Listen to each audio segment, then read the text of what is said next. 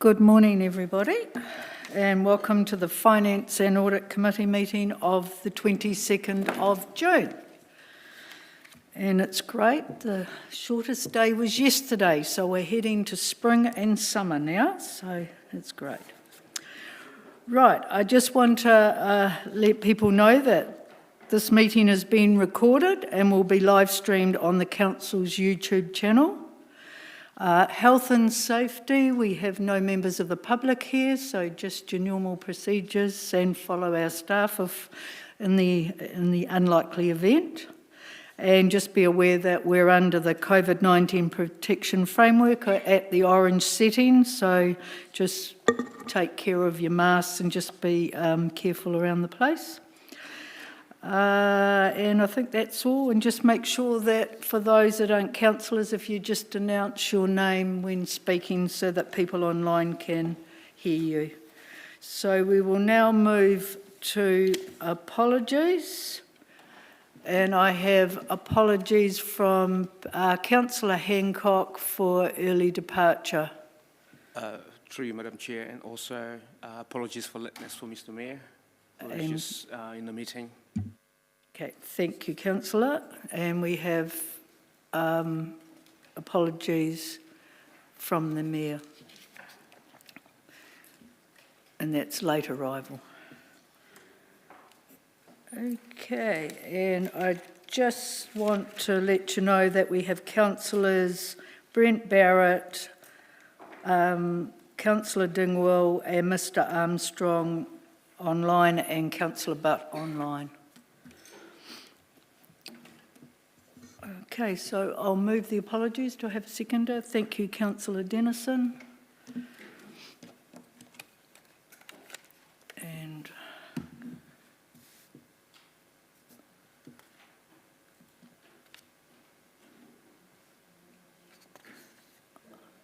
And we're going to vote.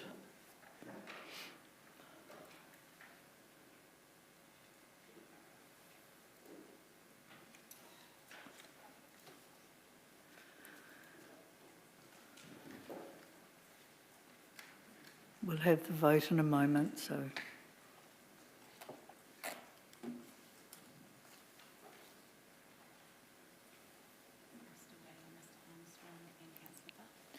Mr Armstrong and Councillor Butt, would you please vote?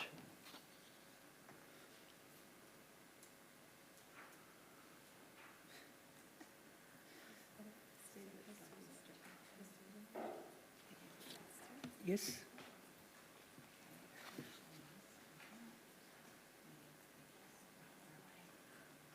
Okay, and that is carried unanimously. We now move on to item number 2. I've had no notifications of additional items. And are there any declarations of interest? Not aware of any. So move on to item number 4, and I'm not aware of any public comment. So we will move to the minutes. And I propose to move the minutes of part 1 and 2 together, unless there is any comments, which will then go into part 2 for. So move them. Thank you, Councillor Naylor. Thank you, Councillor Hancock. Are there Councillor Johnson, you wanted to comment? It's just a question, Madam Chair. Yes. Some votes I see are just written as carried, but then other votes on the same item, all of the votes are recorded. So is that because we had a division on an item, or I'm just not sure why we've changed to just saying votes are carried rather than writing the votes down? Oh, we took it on the hands, that's okay. why. Cool, thank you. Okay, any further questions? Okay, we will go to vote.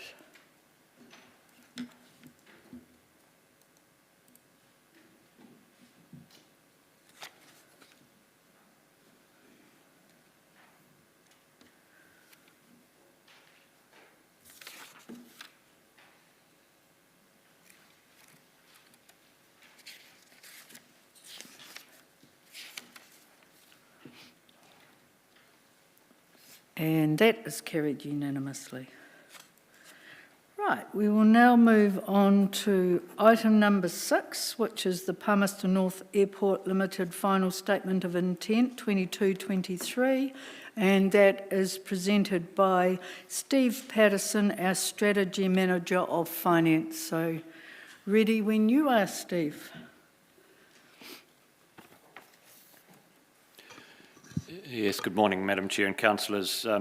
This is just the final report back from the airport company with their statement of intent for next year and the following two.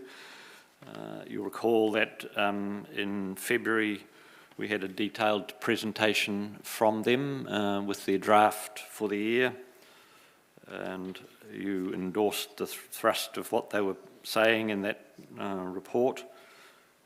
So they've come back now with their final one. There are a number of updates to it that I've just broadly referenced in the covering report. The document itself is attached. I guess just make comment about a couple of things.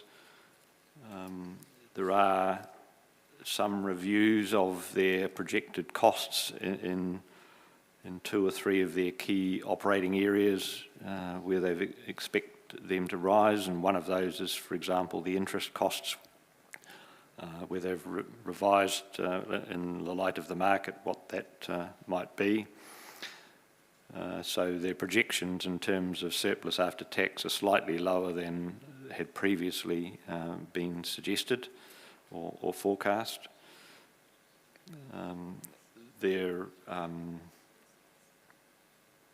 They've updated their document to incorporate reference to the fact that the council will be the way in which the funding that they'll use for their capital expenditure will be through the council, and that arrangement that council bought into earlier in the year.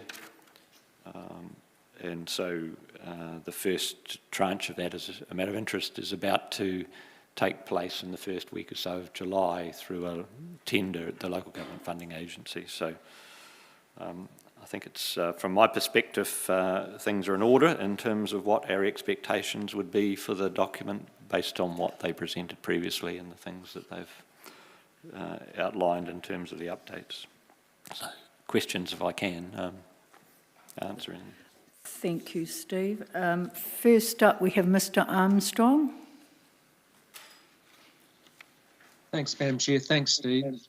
My first question, I note that, Steve, that the funding envelope is fully drawn down for the 23, 24 and 24, 25 years.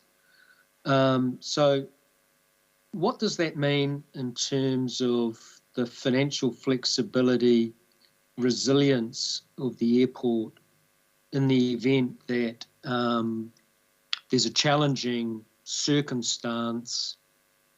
It may be pandemic related, who knows, it could be economic. So just in the board's mind, what levers, what flexibility do they have? And in the event that they needed some resilience or flexibility, where would they go? How would they do it? Yes, you'll be aware that they mentioned to us, and we've encouraged them to try to diversify their revenue streams as much as they can, and so they've been focusing on the development of those subdivisions and the like as part of that strategy. And I think that's been partially successful, but they are continually reviewing the way in which they're looking to have that revenue stream sorted. In terms of their, I suppose, their commitment to capital, at the moment the budgets are budgets, and each of their investments will go through a thorough business case evaluation before they actually commit to them in any one of the years. And so each year they'll be making those reassessments of how they see things and be coming back to us through the statement of intent review each year to see that. I guess there are some things that they might commit to that there won't be a sort of a stopping point, I guess, if you're starting to do the development of the terminal, for example. Once they've started down a path, that will be a significant commitment. Although I imagine that there are still some options for them in terms of pulling back a fraction if they need to.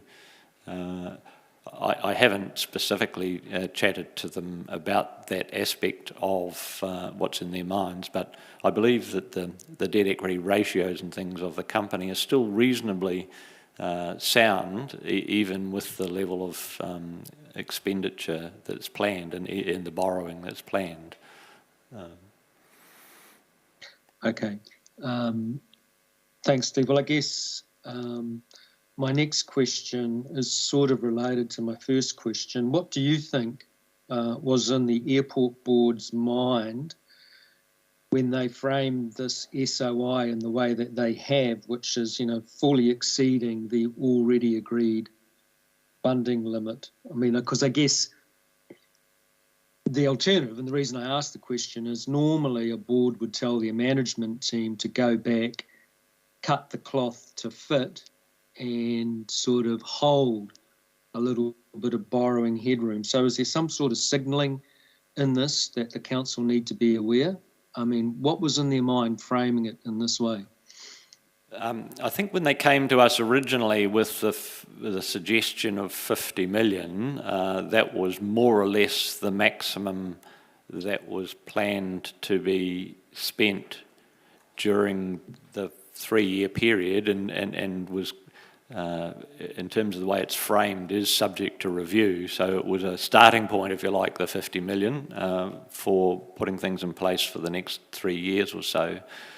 They have, from my understanding, been through a period where over the last few months they've revisited the way in which they thought it was appropriate to operate the development of the land, and a slightly different structure to that, and some of the costs of that in terms of their latest assessments are higher than what they had in mind when they came to us originally. So for the moment, I think they've structured it in a way of saying, well, we've got this arrangement for a $50 million facility, reviewable year to year, but we acknowledge that our current forecasts are over and above that, and they've mentioned that and said that we have to do our really significant business case analysis before committing through that period. So I think it's, to my knowledge, really looking at the first year of that and trialling it a bit and just checking out what their options are going forward. They're still in a place of reviewing and assessing what that level of capex will be, I think. So, Steve, are you confident that the airport board aren't thinking that they can fully draw down this, and if they need a bit more, there's more there, or if there's a problem and they need some sort of flexibility or resilience, they can just come back to council and increase that $50 million facility? You're confident that? Well, I think that they believe that we're willing to listen to their business case for any extension of that, and we would be doing that obviously based on whatever case that they came to us for. And I don't think they take for granted the fact that the council would extend that facility, but they would hope that the council would be willing to engage about what was appropriate at the time. But really, okay. So then, in relation to that, and look, I understand that it's not within the time frame of this SOI, but council as an organisation, as an infrastructure business, it's facing significant cost pressures, uncertainty. There's regulatory uncertainty around and in the local government space. So at some point, it may be that the $50 million of support that's currently gone into the airport, it may well be more useful back on the council's balance sheet. So has there been any analysis or work undertaken to determine when dividends could resume and or the council funding might be available to be repaid in part or in full. I mean, is there any understanding of what sort of balance sheet, development milestones, what the time frame for that might look like? At the moment, the $50 million proposed sum available for the airport company is not seen as being drawing on the council's headroom or capacity to borrow, because it's being treated as a sum that's borrowed and then on lent. So the borrowing and the investment are being seen by our funders, the local government funding agency, as being cancelling each other out. So they're not, in that respect, influencing the council's ability to borrow for other purposes. At this point in time? At this point in time, correct. The only caveat to that is if at some point the airport company was seen as not being able to service and maintain that debt, then the funders would take a different view about that. Thank you, Steve. Look, the purpose of my question is really to understand what choices council has in the event that we're not in a plain sailing environment. And I understand that right now there's no compelling need for that money to be repaid, but I just feel it would be useful to understand better when it could be and what the milestones might be. Yes, well, at the moment there is not a specific plan about repayment. The company has a relatively low debt equity ratio, and it will inevitably have some level of debt that's sitting on its books for a long time, I imagine. But yeah, look, I mean, I agree. Okay. Yeah. Perhaps that's something for you to think about later. And lastly, my last set of questions is really just, and I realise that we've had this information before, but just reflecting on it, when I look at the profitability of the business, and I just look at the Ebitda margins, I noticed that the Ebitda margin in the business is declining. And in the 22-23 year, in the year ending June 23, it falls to 33% from 40%, and it only slowly recovers back to sort of pre-COVID levels. And I just wondered, what are the assumptions driving that? And I mean, there must be in that EBITDA, there's got to be a return on the development expenditures that the airport's currently undertaking. So can you just characterise the key assumptions that drive that, and also confirm that you're comfortable that these developments actually are generating a sufficient return on investment? I have some ability to answer some of that, but not in full. I mean, we are leaving the business of running the business of the company to the directors and the company itself, and to make assessments about what's an appropriate level of investment and return to protect the company's own liquidity and the requirements of it going forward. But obviously, as the owners and now potentially the funders, we do have an enhanced interest about that. In terms of the way I see it, they have been dealt, like a lot of businesses, a difficult blow through COVID, and are looking to try to recover from that. And there are no absolute certainties at all about what will be the picture for the company in the long term. But in terms of what they presented us with back in February when they were here, they were looking at options, obviously. They were looking to try to recognise that we see the airport company, in terms of our involvement in it as the council, as a key gateway to the city, a bit of infrastructure that's important, and we have it in a commercial framework as a way of trying to keep it at arm's length as much as we can, yet and get the right skill sets in there to make sure it runs as an entity that's a commercial operation. And so far, to date, that company, through its history, has been able to do that without significant draw on the council, unlike airports in various other regional parts of the country. So I think our aim as the council needs to be to ensure that we have quality directors in there, and they in turn have a good management. And I believe at the moment we're lucky that both of those things occur, at least from my perspective, and that the company has proven over time that its forecasts about what it can and can't achieve have been reasonably close in terms of the outcome of what they've been able to do in the end. So I'm encouraged by that, and I believe they've got the right skill sets and staff and directors to make that happen. Okay, look, I'll leave it there. Thank you, Steve. Thanks, Madam Chair.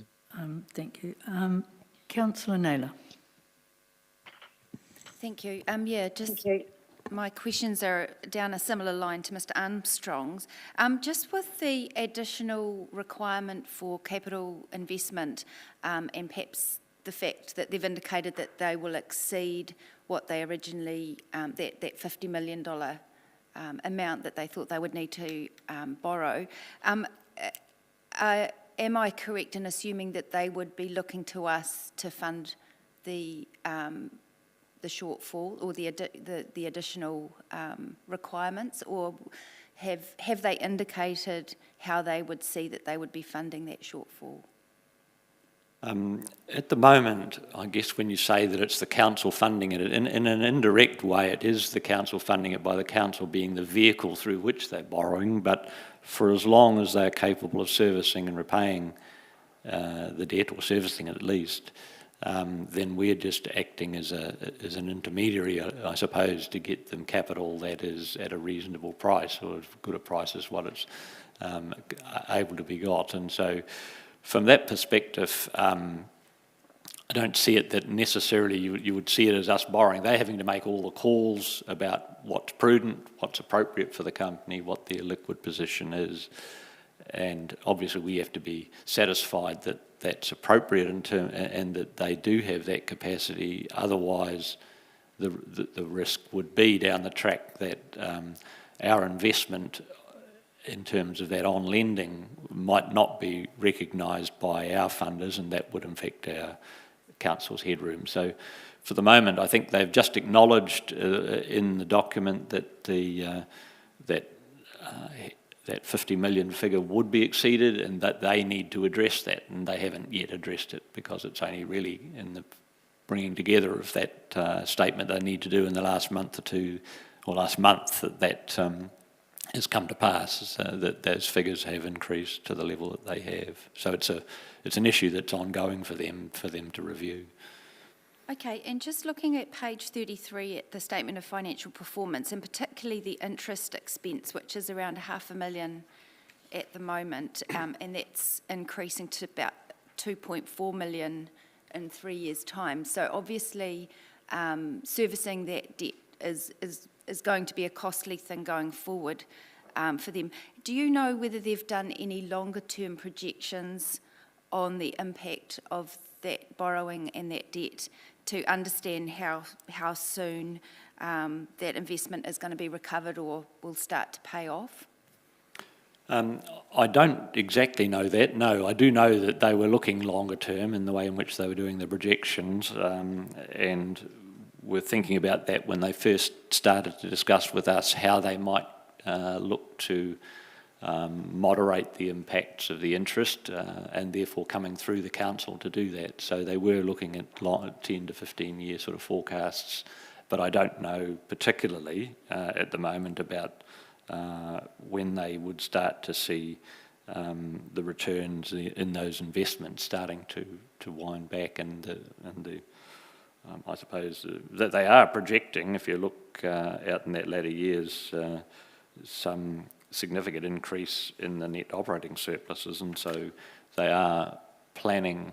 I mean, their modelling is assuming increased growth in not only passengers and the I suppose airport side of the business, but also in those other investments that they've got planned through the development of the land. Okay, and just final question. The business case that is still to happen. Will that come to us, and what would be the timing of that? I mean, will we get to see that? No, I wouldn't expect that we would. That's company information for them to be making those calls. If we had, as a council, some concern through the development of the next SOI or whatever, then we would perhaps be talking with them. We would be talking with them about the level of comfort we had with what they were doing. But no, I wouldn't expect that the business cases would come to the council. Okay, thank you. Councillor Butt. Thank you, Madam Chair, and thank you, Steve, for this report. I remember that there was a discussion about the sixth director about 6 months ago, and then the council approved it.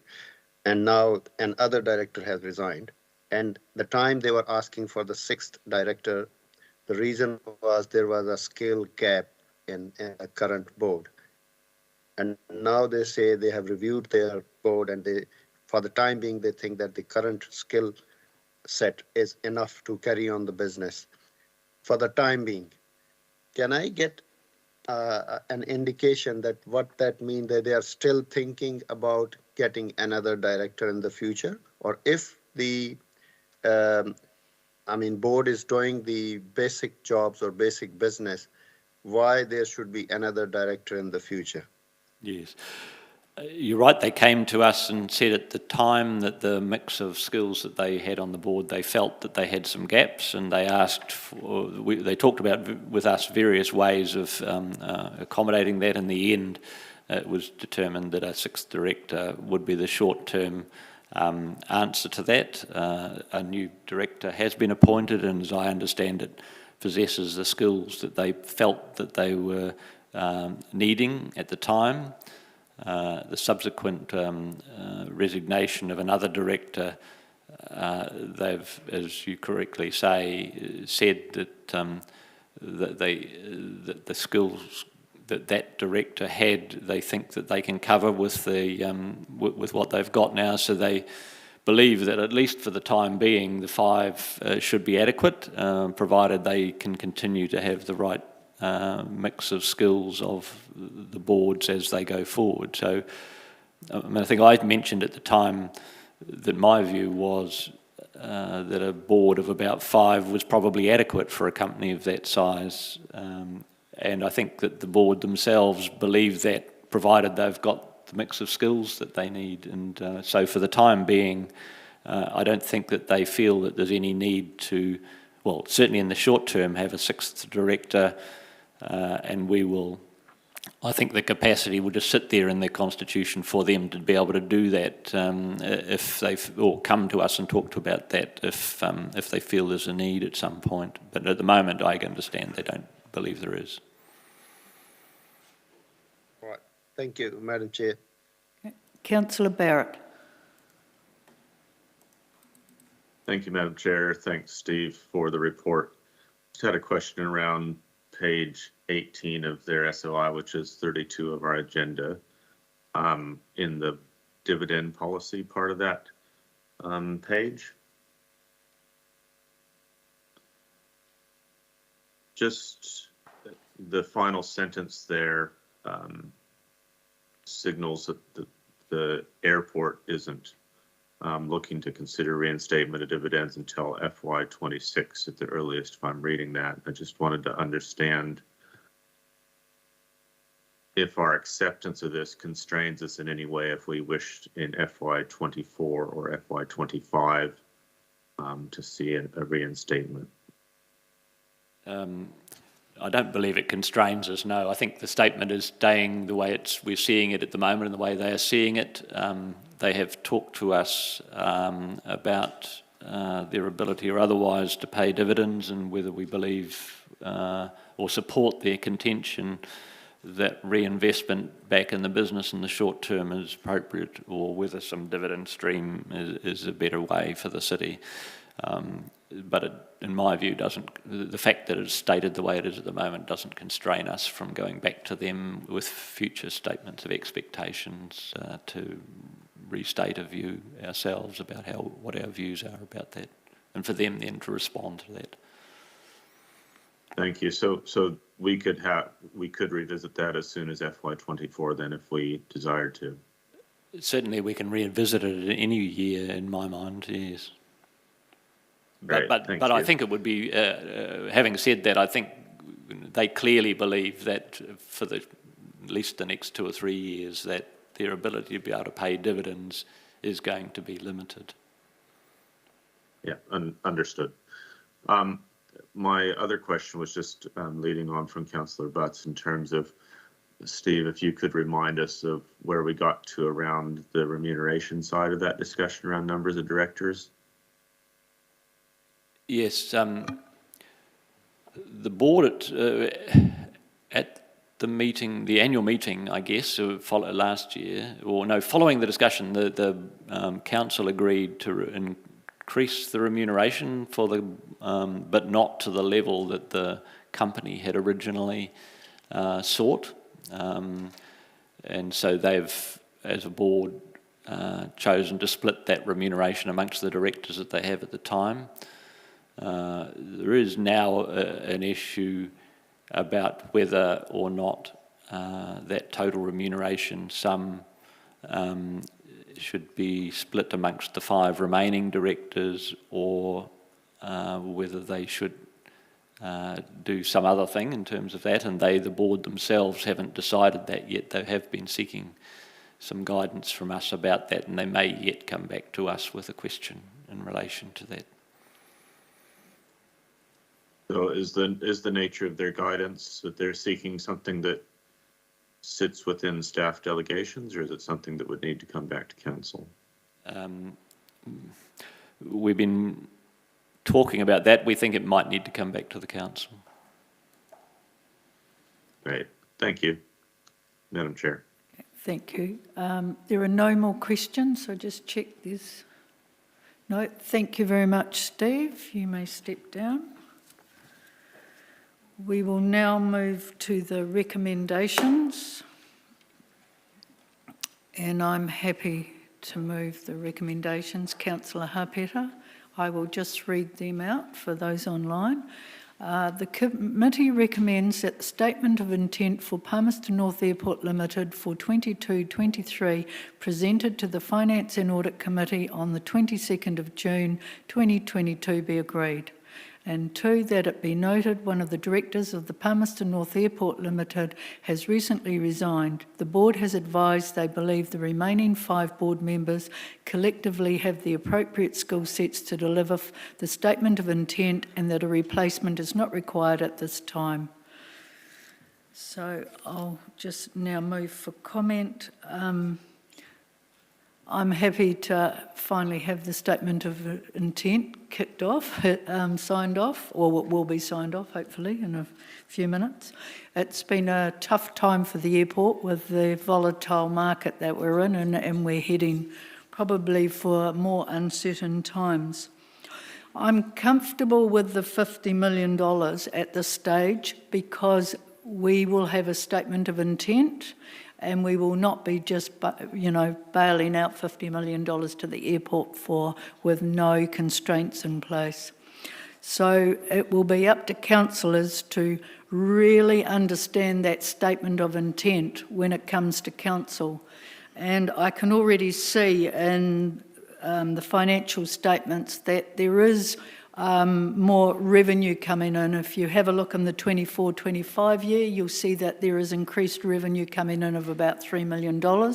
And in that same year, you've got interest payments going out at a couple of $1 million or $2.5 million. But with the volatility of interest rates and the world global, we'll have to keep an eye on it. But it's really good to see that the fact that all this is around the development at the airport, and with the North Industrial Zone and everything that Northeast Industrial Zone, and with the development in Palmerston North, we certainly need that airport developing out there for the benefits of investment in our city. So next up for comment is Mr. Armstrong. Thanks, Madam Chair. Look, I support the resolution and for the reasons that we debated when the original SOI was put to council or to this committee. What I would say though, just some comments. I think from a shareholder perspective,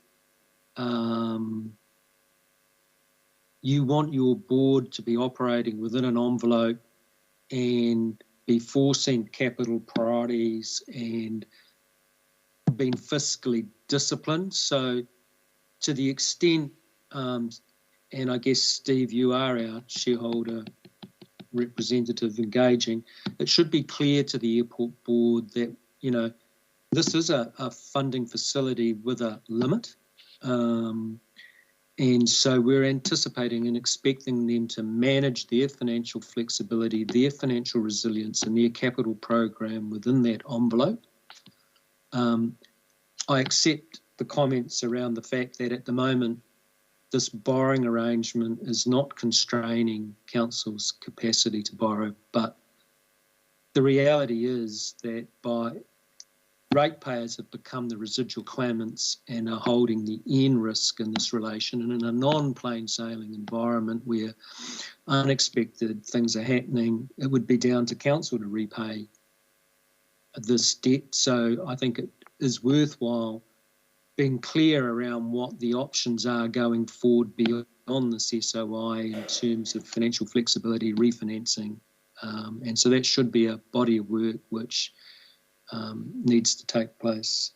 So, and then lastly, I guess the other piece of feedback that in future SOIs I think would be useful is as strategically and sensibly the airport is diversifying its revenue streams, when we look at the SOI and the financial metrics, it would be useful to understand what the contribution around that new and diversified revenue stream is relative to the existing, I guess, legacy airport asset. I think that would improve the understanding and appreciation of the financial targets that we're approving on an annual basis. So thank you, Madam Chair. Councillor Naylor. Thank you. I do have some reservations about approving this statement of intent. I have expressed some reservations with the draft statement of intent, and the changes that have been made since then actually increase my concerns around the level of investment that they're progressing with. I really support them diversifying their investment, but at the moment it seems that that is at the cost of a dividend to our ratepayers at a time when they probably need that dividend. I think, you know, seeing the dividend being deferred for quite some time without having an understanding of the long-term picture of the finances, I would prefer to see the airport taking a slightly more prudent or cautious approach, particularly given the changes in the passenger numbers in the last 2 years. I think that is, I support them progressing with the investment, but I think it's just a matter of the size of those investments and the timing of that. When we look on page 37, particularly in that second year in the 23-24 year of that $32 million investment, I just question, and now that that's the overall investment is projected to increase by a further $7 million, I think this is where perhaps I have to indicate that I'm not comfortable with the overall picture, so I won't be supporting it. Councillor Harpeta. Thanks, Madam Chair. I will support this SOI. I think that it's been given to us a couple of months ago by the airport company. We did grill them over it quite substantially at that meeting, and I think the officer has gone through that with us quite at length. And I do think that in terms of the board numbers, I think they've been quite mature in terms of going through it themselves and working out what their skill set is and what they can manage with. So I think that's actually a very good board that can do that and can manage themselves quite well. So I do take my hat off to them. I think they're a very good board and they can manage this very well, and take my hat off to them. And I do think this is a good SOI, and we've got to step back as governors and say, get on with it, deliver this SOI for us, and we support you. Thank you. Councillor Denison.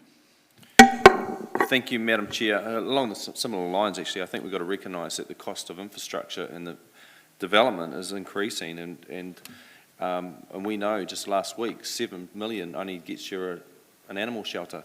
It doesn't get you much extra, and so I think we just got to recognise that that provision of that lending is going to get the compliance sorted out for that safety and that security aspects that are obvious, let alone the customer satisfaction and the increase in flight passenger numbers and all that other stuff. So I'm happy with that investment. The point I want to inquire about, because we had a pretty robust debate around directors' fees at the time, and they advocated for a 6th director. And then if they're only going to operate with 5, I just see that's a long way around the mulberry bush for the increased directors' pool we had. So I can't help but not mention it. I just think with the inquiry, it's kind of brought to light that if they think it's just okay just to spread that out against themselves is a long way around the mulberry bush to get the outcome, that doesn't sit right with me after knowing that we did have a robust debate on it. So if the intention is to bring that back to the table to see direction on how to apply that, I'd encourage that. Thank you, Madam Chair. Mr Mayor. Thank you, Madam Chair, and thanks, Steve, and to the Airport Board. And I must implore that we actually employ an Airport Board to run this business. It isn't us. So we must remember that. Just to number 2 resolution, and look, I know a little bit more. There's a director with that's resigned because of some sickness. So wasn't designed. So councillors, you need to understand that, and the board feel that they have the skill set now, remembering that they asked for somebody with financing and infrastructure financing skills to join the board, and they have now got that. So that sort of puts that one to bed. Just on terms of the first resolution, I will support the SOI, and for a number of reasons. And there's been a few comments, and I wasn't going to make any comment, but I just have to back on a few things. We employ a skilled board to run this business. Let's be honest, councillors, we don't have the skill set. Outside Mr Armstrong, I don't know anybody else here that has an audit or a commercial board background. So we do have to step back, because we don't really, we're governors and we can make some political decisions, but these are business decisions that are being made now. And to comment on them in a business-like way, I think's a little bit silly, because we just don't have the skill set. They have gone some way to listening to us around what our wishes were, and diversification of income was one of those that we signalled. It's not solely about passengers. I heard the comment that the passengers are, if you did the matrix or percentage of what the income and revenue around passengers, I think you'll find that it's significantly less than what we think. It includes freight and the improvements and growth of air freight.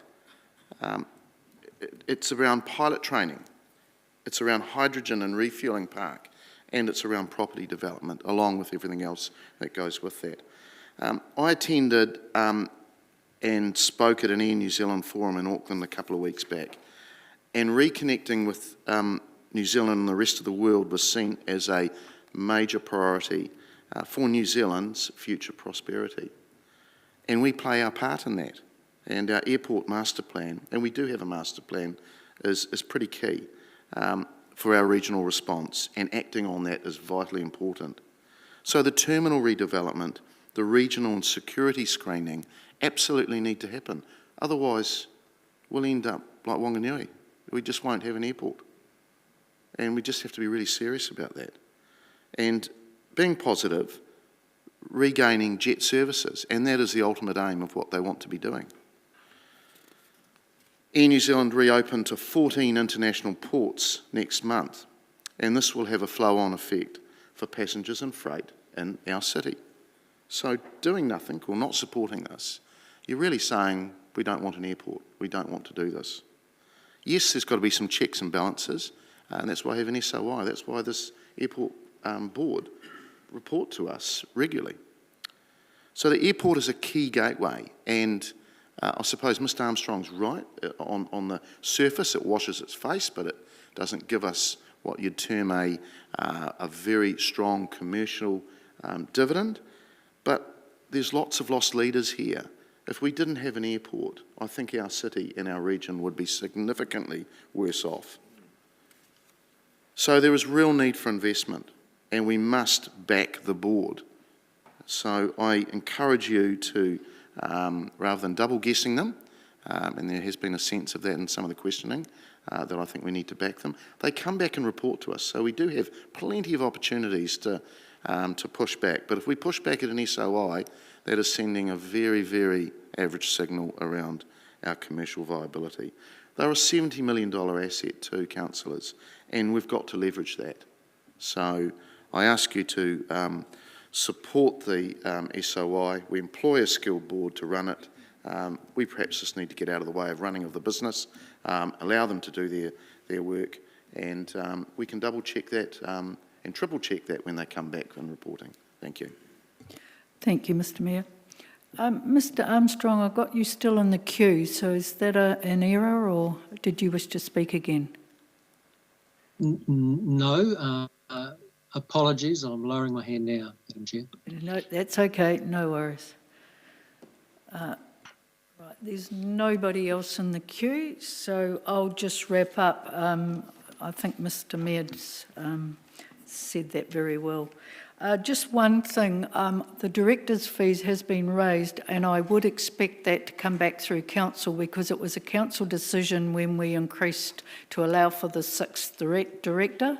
So if there's going to be a change, then it should come back through council. So I would expect that to be on the agenda if there is going to be if there is going to be an issue with the directors. So now we'll move on to vote.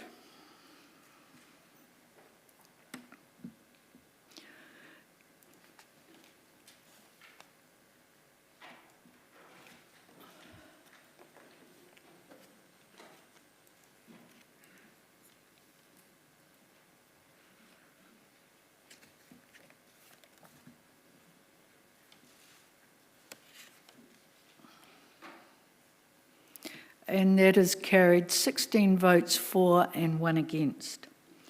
We now move on to item number 7, which is on page 39, and that's the June 2021 Audit New Zealand Management Report and Action Plan, and that is going to be presented by Masuma Aka, and Business Assurance Manager, and Cameron Mackay, our Chief Financial Officer. So ready when you are.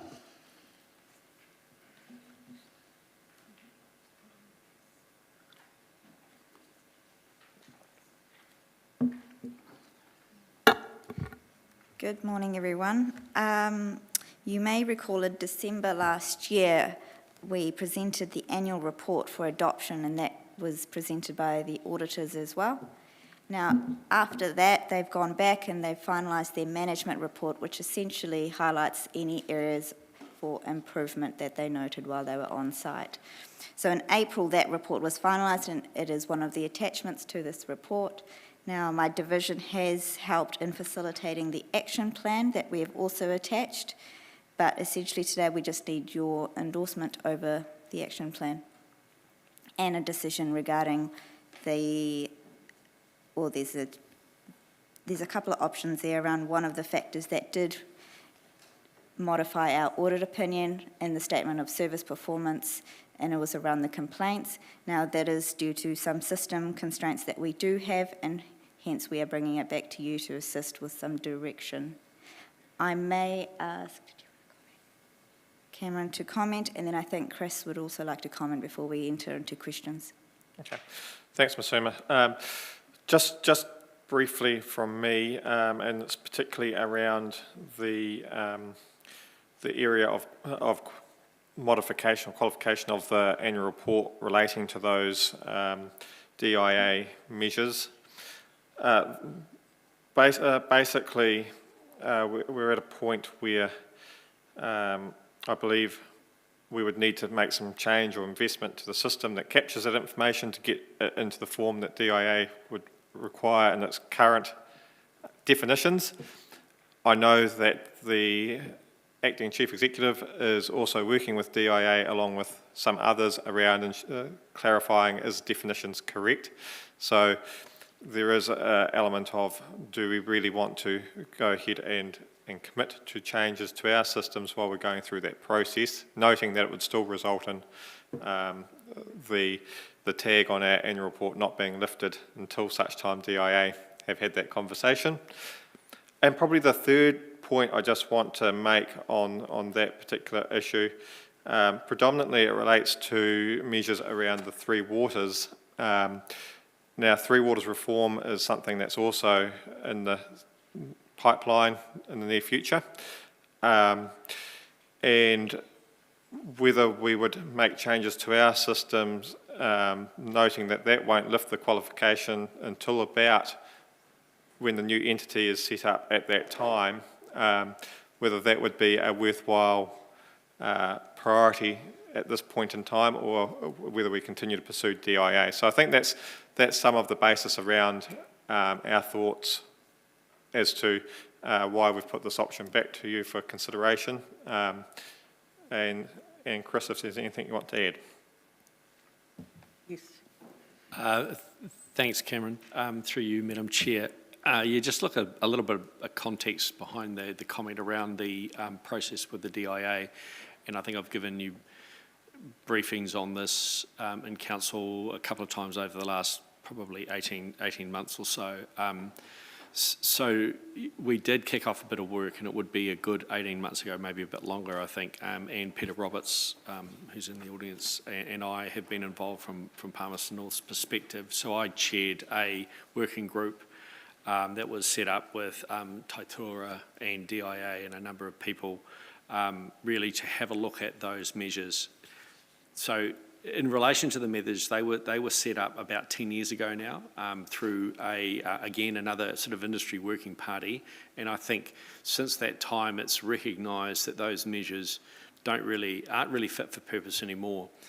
However, the process of going through to get the actual measures changed is quite significant. It has to go through Cabinet, I believe, and as Cameron also pointed out, we're in the middle of quite a big change, and we've got a new water entities coming in. We've got a new regulator that's been set up, but is still sort of trying to get things going. And we know, one, they will come up with probably a completely different set of measures, and there'll be measures that we as the organisation are probably not the ones that are responding to.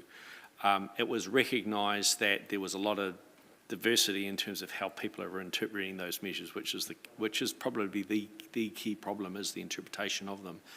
The decision was made that rather than sort of try and go through and come up with completely new measures, is to develop an interpretive guide so that we can provide a bit of guidance to the local bodies, basically, in terms of trying to do that in a way that made sense. There's a couple of sort of key principles behind that. One is to make sure we're providing good information to our residents, because that's why, that's what they're all about, is actually providing residents with good information on the trends and how well those assets are performing. The other principle was recognising the issues about the transition was we shouldn't be spending huge amounts of money on trying to sort of fix problems that really, when you get down to it, aren't really there, because most of them come down to the way that the measures themselves have been defined. We went through a process, came up with a guide, did some really good work. It then went in, and this was hand in glove with DIA, who completely supported this. Got to the end of when it was actually finalised, it then hit the Audit New Zealand and the Office of the Auditor General, because we wanted to make sure that our end result was going to be something that they would support, because there was no point doing it if we were still always going to get qualified reports. That has sat in that process for a year, So when I had my interview with Audit New Zealand, I spoke reasonably strongly about the fact that we were facing another qualified audit, or whatever the appropriate term is, on the basis that actually they hadn't been able to do the work to sign off the solution, which has been sitting there for well over a year. So the idea was that we would have that ready to go, that people could use it to effectively resolve this issue in time for this last, or the current financial year that we'd be in. Wouldn't impact the previous one, but it would at least help us with this one. Lots of reasons why that didn't happen, but the reality is it hasn't happened. Peter and I have been doing a final push because the person in DI who was assigned to it has now left, trying to pick up that work. His manager is now trying to do one last push with Audit New Zealand to try and see if we can get them in so they can then be issued to the industry. So frustrated doesn't really go anywhere near how I'm feeling about this process, because I think we have done everything humanly possible to try and proactively resolve the issue, recognising the circumstances. So look, my advice to you on this is that we just need to wait it out. I think we can put our hand on our heart and say, as an organisation, we have done everything we can to try and resolve it, recognising all of that. And I would be really disappointed if Audit New Zealand don't, in their audit reports, at least acknowledge their hand in the process. And if they don't, then I think that's probably pretty poor form. Rant over, but at least you got the background to that. Thank you. Ms. Suma, do you want to make any further comments? I'll just make one final comment, and audit modification aside, I think the report in itself is quite a positive report. You will note that there were no new findings, so there were no new areas for improvement that they noted in this report. In fact, there were about 7 that they removed from the prior one. So that does go to show that management have put in an effort to try and remove and action some of those recommendations. But there's still a way to go. Happy to take any questions through you, Madam Chair. Thank you. Deputy Mayor. Thank you, Madam Chair. I do have a couple of questions. In regards to the items to be completed, I appreciate the comments the Acting Chief Executive's made around we've done everything possible to address some of these. I guess that's in relation to the specific items that would impact the qualified report. But have we done everything possible to actually move these on? For example, the recommendations that have been raised since 2017, like the BCPs that we still haven't been able to tick off. That's not where I'm seeing correlation to we're doing everything we can to address that. So can I have a comment from someone on that? Through you, Chair, Madam Chair. The point that the Acting Chief Executive was making in terms of doing all we can was specific to the issue around the modified audit opinion that they've imposed upon us, and the issue they have that's related to that opinion is those DIA measures. The others are recommendations for improvement as opposed to something that highlights a deficiency in our report itself. Now, in terms of things like the BCP, I can give, because that was raised, I can give a bit of an update on that. We do have someone at the moment working on those. I have spoken with the officer who's leading that piece of work, and I think they're about 70 to 80% through at this stage. So they are making good progress on that to try and get that removed from the list. Can you give me more detail around what that looks like? Because that's probably a fair reflection of the same update we get anytime anyone has asked over the last 5 years around BCPs, that it's typically around that, we're about 75% the way through. So I'm just trying to understand what's actually happening to shift that. Jason McDowell, Head of Risk and Resilience. Through you, Madam Chair, It was made a recommendation from Masuma through to the executive leadership team to outsource the work. This work has been a project that I've been leading over the last few months. The consultant in particular has looked at the work that has been completed over the last 5 years, including the work that was Councillor Dennison is aware of back in his time when he was the chairperson of this committee, and looked at all the documents and have seen that as an organisation we have significantly changed, particularly after COVID, where we are now more remote than what we ever have been. So a full rewrite of those BCPs is currently in place. As a very complex organisation, as you all are aware, we have gone through a process where we have, out of the 42 plans that need to be written, there's about 36 of them that are complete.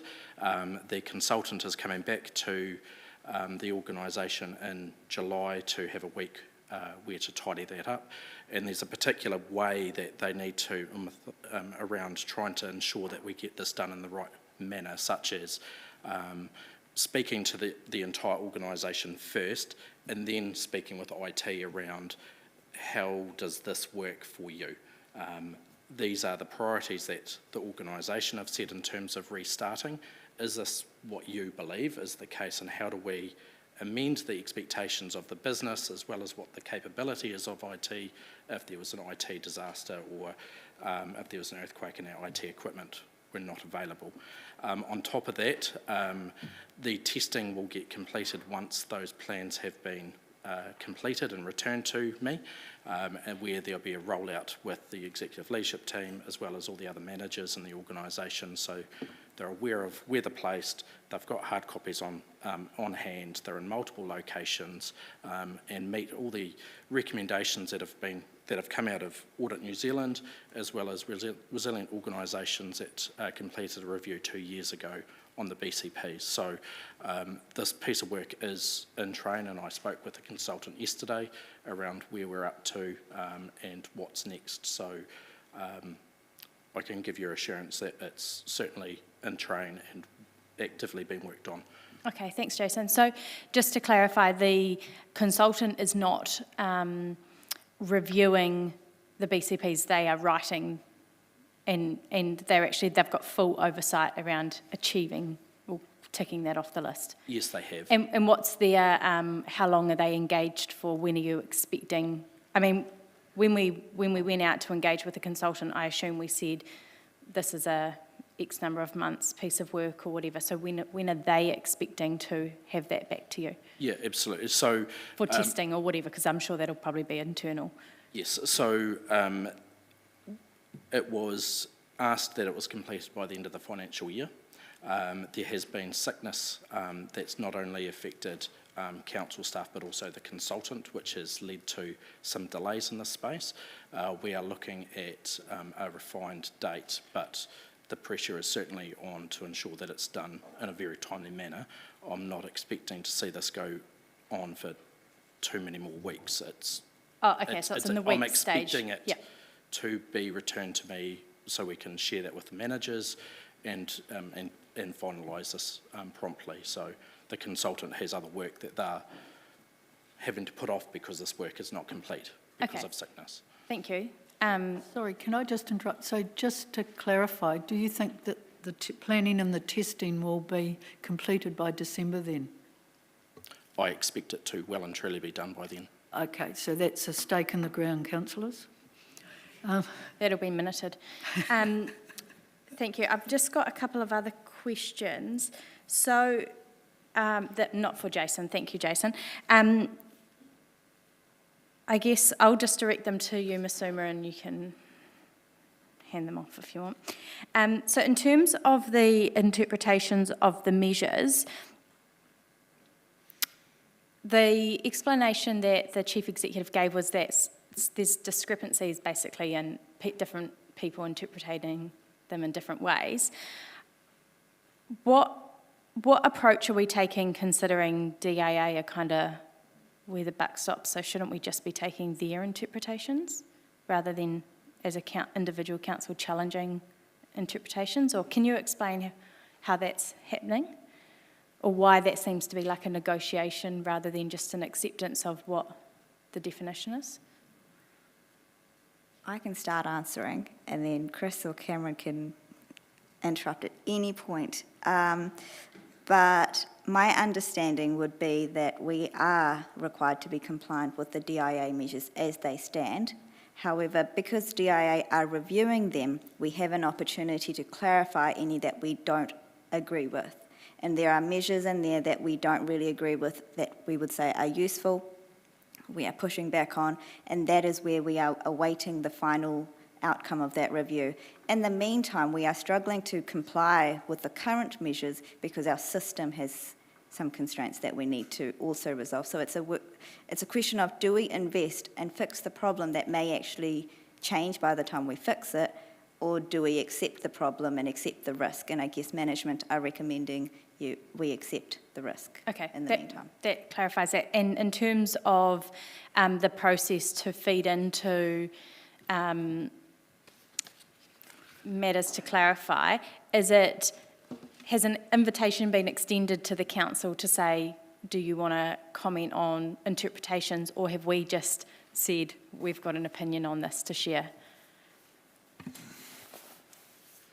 Maybe I can answer that. So I suppose through the process that we're working or trying to engage with Audit New Zealand on, that's sort of one way of doing it. And I think the best thing we can probably do is note our participation in that and where that is. So, look, I mean, I think that the trick will be putting enough in there to acknowledge the fact that, look, there's an issue, we're actively working on it, but not going overboard. Like we can just sort of say, look, there's something in there. It's sort of, to a large extent, it's sort of outside of our control in terms of the fact that we got a modified report. But I think. But have they asked for our opinion, or are we just giving our opinion? Was really the question. Giving, I guess. Okay, but do you mean DIA? Sorry, yeah, DIA.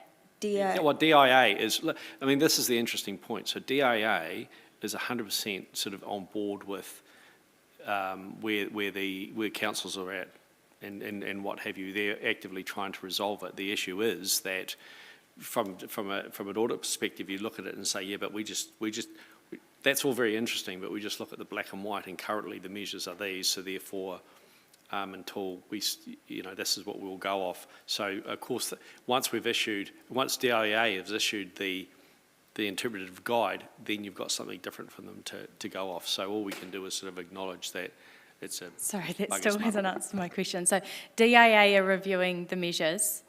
Have they invited us to participate and give feedback around the interpretation of the measures currently, or have we just said there's discrepancies that we're finding? We initiated the process. We initiated the process by going to DIA and saying, well, actually alongside a number of people. So there was Wellington Water, there was and a whole lot of others. So Wellington Water were part of it. We have gone to DIA and say, in response to this audit issue, we think we need to sort this out. So we went, through a number of parties at the time, and that's when this working party to address the differences in interpretation came up. Okay, so our views were essentially captured at the beginning when we initiated the process and highlighted the issues. Yeah, absolutely. Yeah. Okay.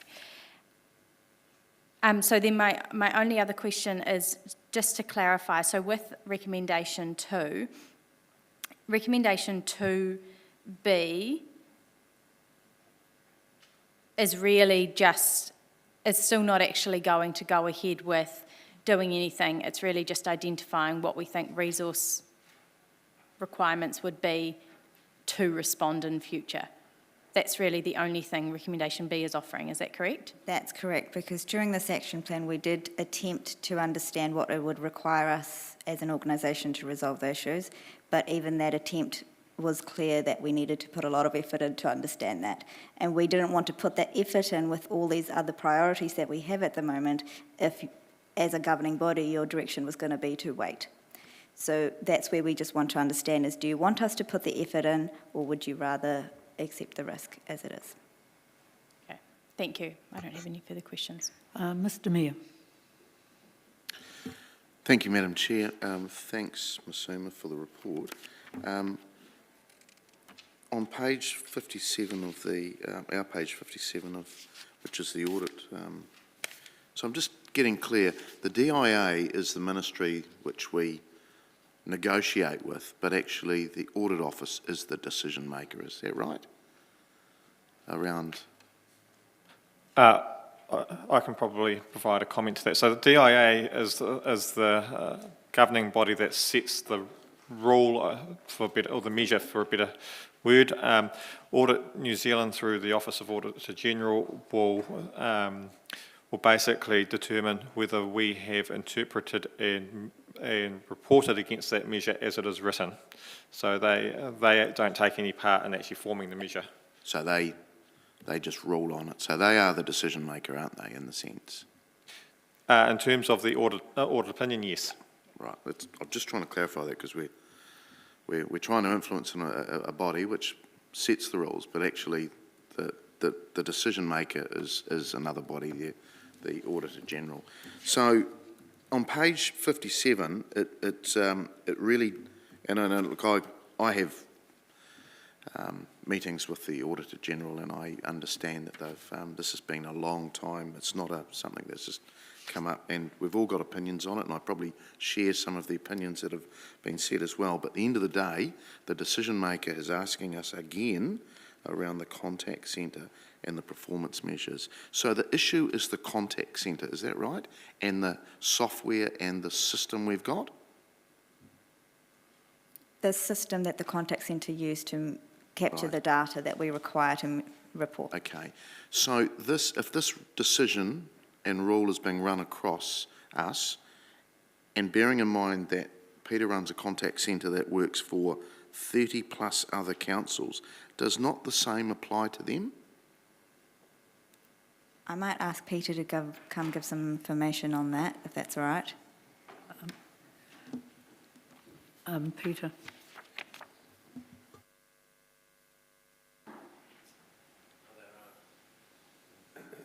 Hi there, Peter Roberts, the Customer Contact Manager, through the chair.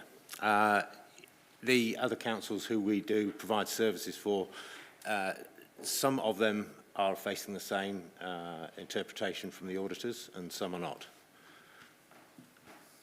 Okay. Why is that? It would be interesting to be able to get an accurate answer to that. There's many different reasons. Is it interpretation? There is an interpretation. I think there are different agencies who are doing the auditing on behalf of the Auditor General. So Audit New Zealand take a different stance to Deloitte's. I think councils who've used Deloitte's, it's not seen as being a material issue. Audit New Zealand treat it as being a material issue. And again, there's a slight difference of interpretation between those different agencies. There is also a difference between the information that other councils are sharing with the auditors at the time of the audits. Right, okay. And look, if we were to agree that we need to develop some sort of idea of what this is going to be, what are we talking in terms of change, resource, cost? I think if we were to try to get something that is going to meet the current interpretation that Audit New Zealand are putting on it, it would require the ability to have 100% confidence in all of the data, which would mean that we would need to record a service request for every single phone call that was water related. That in itself becomes almost impossible when a lot of the phone calls that we take around water, maybe someone just inquiring, where is my Toby? And we'll search the maps and we give them the answer. We're not going to raise a service request for that. So we create a wrap-up code which says water, but we don't create a request for service. From an audit perspective, that is seeing you don't have 100% confidence that you've captured all of the complaints, because you don't know that that was not a complaint. So is that deemed a complaint? But isn't that a judgment call of your staff? That from the notes that we currently, or the guidance notes, that would be a complaint. Okay. So that's the dilemma. We have an expectation that we record every single call as a complaint, whereas even if a contractor calls back to say the job's been fixed, it's a water-related call, but it's not a complaint. Okay, I'm none the wiser. Thank you. Well, maybe if I can just quickly, Doug, because I think that goes to the nub of the issue. So there is so much, so good faith people came up with some, guidance around what these measures were. At the moment, the interpretation of them is really broad. What we were trying to do is to say, let's nail down this interpretation by giving some guidance around it. So, like I say, like Peter said, Audit New Zealand is taking a really narrow view on it, even though, when they talk to DIA, they support what we're doing. They're saying, well, we're just taking that narrow interpretation. So, and other auditors may take a different view on it, a more pragmatic view. Can I just ask one further question, Madam Chair? So, is it still wise then to keep pushing back if we've been a couple of years into this and we've got nowhere, and there's quite a determination from more than just one, to be fair, because I deal with them as well, that Palmerston North has got it wrong and it's in writing? Is it wise to keep pushing back, or would it be more prudent to maybe have a look at what some outcomes could be? That's an excellent question, and one that I have asked myself, because it does feel at times like banging your head against the wall. If you'd asked me that a month ago, I might have said, this is just, we're wasting our time. I do have a glimmer of hope in terms of the current, the fact that this person within DIA now has picked it up again and said, look, we're going to have a real go at sort of trying to get this alignment with Audit New Zealand. I think we need to let this process sort of run its course over the next sort of month or so and just sort of monitor that. But look at the end of the day, do we need to do some work on our systems that sit behind this? Yes, we do.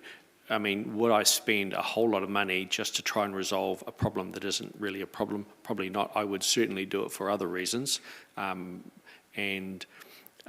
I guess when we look at, say, what we do with K-Base and how we make that more robust, sure, if we're doing that for other reasons, then we might look at it. The question is, how much money do you spend because Audit New Zealand have got a sort of a different interpretation of whether something's an issue or not. So is there a time frame to that, Chris? Is there a time frame to all this work that's going on in the background? With DIA? And our internal, I'm hearing there's some internal work going as well. Look, maybe we could ask Ryan to sort of talk about the system work that we would do. There's not a definite sort of time frame on it, but it is something that's in our sort of work program, but he could make a comment on that. Thank you, Ryan. Good morning, I'm Ryan Eames, Head of Digital Solutions. So I think the question about K-Base, it's already determined an application that's not fit for purpose because it actually doesn't meet the BCP requirements of the contact centre. So any investment in that is going to be gone. In terms of the review, we're doing quite a comprehensive review of all of the systems of data and the systems of insight, because actually K-Base provides, to provide a better service to our consumers, and so the contact centre have better context when they're speaking. So in terms of timeframes, we're putting a plan together, but I'm confident that we're actually putting a communications review together that's going to be presented to the ELT next month that has some, in August, which has some recommendations. So I believe certainly by the end of the year we'll have a clear direction of what we're going to do in this sense. So you're saying end of the year? In terms of solving this problem, certainly, yes. Okay, thank you. Mr. Armstrong.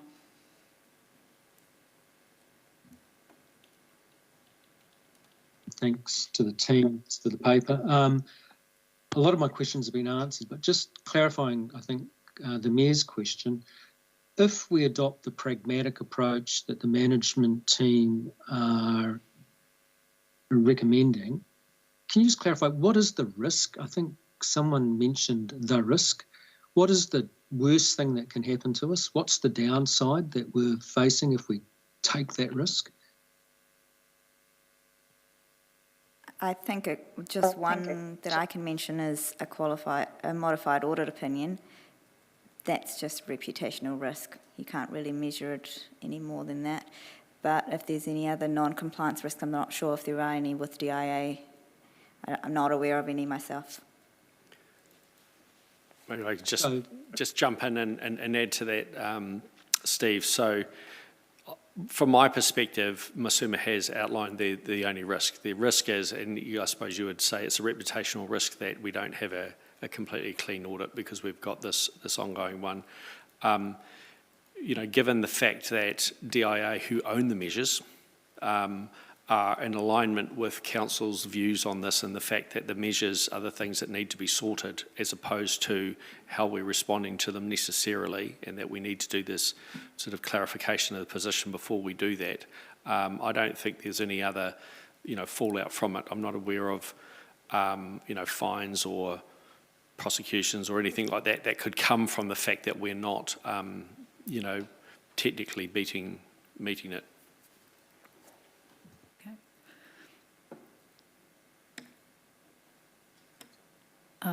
Mr. Armstrong, you're on mute. Chris, am I right in assuming from what you've said earlier that we're not alone in this? There's strength in numbers in terms of this non-compliance and qualification? Yeah, that's right. There are other councils that are in the same position. Some are taking quite sort of strong, grumpy views with audit, but Cam, do you got a specifics? Through you, Madam Chair, I can provide a little bit of context to it because in my previous life, I was the one dealing with the qualification of a different entity's annual report because of this issue. And I believe at the time when I was talking with the audit director, I think I had heard a number of around about 30 councils that were also facing the same issue. And I think part of why this has been complicated and complex is these measures have been in place for the best part of a decade, but it's only come to light in the last 2 or 3 years that the number of councils in the sector, depending on who's measuring, I guess, against the DIA measure as been outlined previously, potentially hadn't met the exact definition of the measure, and that's where this piece of work to clarify is the measure actually got a correct interpretation piece of work has come to being. Okay. Thank you.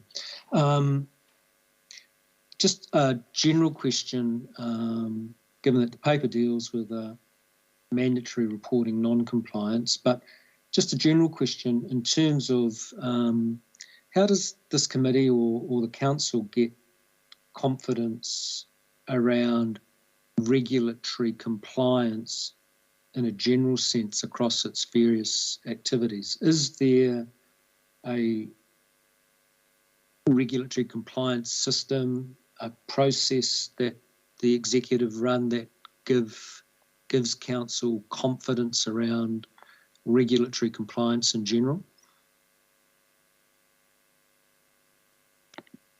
From regulatory, do you mean legal, as like in general legal compliance, or regulatory specific? Legal and regulatory compliance.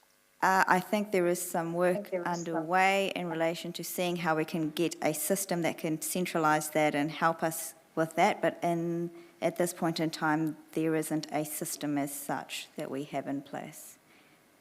So is there a process that the management team use, Masuma, to gain confidence that there is compliance, that we are following the law, that we are doing everything that we need to do across our operations? I think for an organisation with, I mean, I could have this number wrong, but around 40 to 45 functions, it's hard to say how each manager would be doing that, but I think there is reliance when you bring on management that they have an understanding of what the legal compliance requirements might be in their area. Now, on top of that, we've obviously got a centralised audit function that will go around and do spot checks or do reviews in particular areas where there might be higher risk of non-compliance, and then report that back to council. At this point in time, other than that mechanism and the external reviews we have in certain areas, we don't really have anything else. But, I mean, we have that. Does that help answer your question?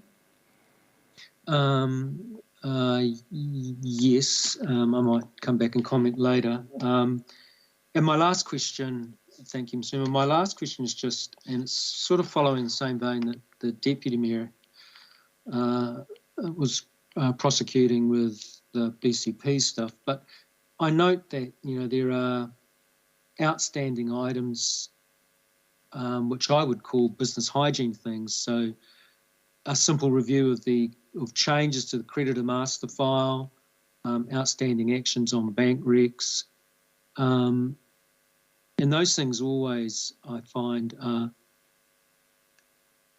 dry but rather important. And I just don't understand why it takes our organisation so long to address what are quite core corporate hygiene requirements. Why is it that these things aren't addressed in a more timely fashion?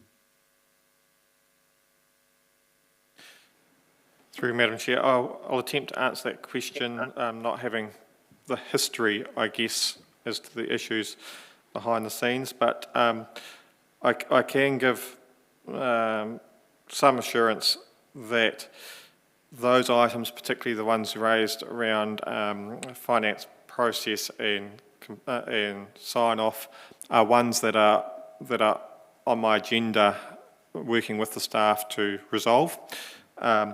Also, you'll be aware that we are going through a finance system change as part of the ozone replacement, which will help as well in terms of ensuring that our processes end-to-end are reviewed to meet this sort of hygiene that you speak of. So there's a couple of different ways in which we're trying to tackle this and get these off the list. It certainly would be part of my desire to have these things addressed and off the list. Okay, thank you. Thanks, Cameron. Thank you, Madam Chair. Councillor Hancock. Thanks, Madam Chair, and I'm going to try and sort of keep this brief and sort of try and clear a little bit of the fog around this. I suppose I'm just really sort of still interested in option 2, which of course... question? Yep, there is going to be a question, Madam Chair. I just really need to put it in context. So we've heard that there are the issues really around sort of the performance in complaints. So there's 2 aspects to that. One of which is the call centre, and the second part, of course, is perhaps the frailty of K-base, or the inadequacy of K-base. We've heard, in terms of the conversations that we've already heard today, that there is actually work ongoing about this. How do we actually sort of gather up that work and perhaps include that to a business case? And if that is done, what is the size of that in terms of resource commitment for council? I really want to get some clarity around how big this is. I'll attempt to comment. So look, I think we've all heard there's quite a significant amount of technical debt. So there's a lot of applications that are in a similar boat. But to put into context, there are systems we are investing within the digital transformation program, particularly around data and knowledge management. And my expectation to the team is that this will be solved by that problem. And so it wouldn't necessarily be reviewing K-base in isolation, because what we want to do is we want to start moving away from single applications to solve single problems and move to platforms that will solve multiple problems and be much more across the enterprise. And so perhaps not as crystal clear as but that's the approach that we're working through the digital transformation and I guess stream for upgrading applications or making sure they're fit for purpose. Chris will add some. Thanks, Madam Chair. Just to sort of add to Ryan's comment there, I suppose, so I don't think you got a clear answer about exactly what the resources is, apart from the fact that it is sort of part of the program that we're going to look to, and I think it would be very hard to sort of put a number on it. I suppose the point that I've been trying to make is that there is already a driver to try and look at things like K-Base and make sure that they're fit for purpose and deliver the capability that we need. I just don't think the driver for doing that should be this particular issue, because you may end up taking it down a path and what have you that actually, you know, and trying to build in some capability that we don't really need.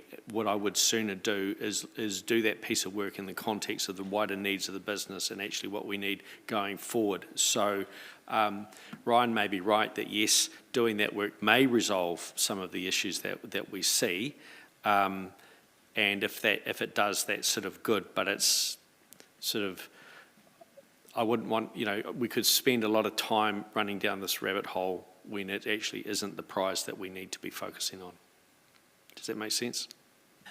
Yeah, sort of. But like, I guess my read of the paper is that the issue is around where perhaps somebody might calls the call centre and says they've got a problem with their water. That might be an inquiry. It might be a complaint. And I'm just trying to break this thing down to really simple sort of thoughts, I guess. Is that just a problem with K-Base and we just have to scope that in terms of how we can resolve that so we can actually answer that in a way that is satisfactory to Audit New Zealand? Like, it's, to me, I don't want to make this thing into something bigger than what it really is. We just need to actually understand what the problem is and what are the small things we have to do to become compliant. Look, and absolutely fair question, and sorry if we've been frustrating you with the answers. I suppose the answer, the issue is that, as Peter sort of pointed out, having to capture absolutely everything that comes through and then do it to the point of which it is acceptable from an audit perspective, and you know, you potentially have to record every single thing. That could be, and I'm not 100% sure, but that may be quite a big thing to do, you know, whereas actually, you know, what you're recording is, you know, or what you're capturing is every single interaction. So if we could do that, and if we had complete, perfect capability there, then yes, it would maybe be a case of just cutting and dicing it in a way that could answer the question. I mean, two issues with that. One is we may or may not be able to answer the question, and two, we're actually, I think we're doing our residents a disservice, because just by providing that and saying this is a complaint, we're not actually telling our residents the information that they need to understand whether the quality of our water assets is going down, improving, or about the same. And that should be the goal. That's why we do these measures, is to be able to provide our residents with good information. And I think if we keep our eye on that as the objective, rather than trying to resolve a misinterpretation in our view of what Audit New Zealand has done, we end up, you know, investing a whole lot of money to tick a box that actually doesn't give our residents any benefit at all. So I suppose that's why I'm sort of being quite firm in terms of recommendation about which way we take this forward. Yeah, thanks, Chris, Madam Chair. Thank you. Councillor Denison. Thank you, Madam Chair. In regards to the reconciliations, because this origin was actually prior to 2017, as it's noted in the audit summary, and yet in yellow it means that it's going to be actioned in 6 months, as I understand it, or is recommended to be. On page 68 is probably helpful in the summary.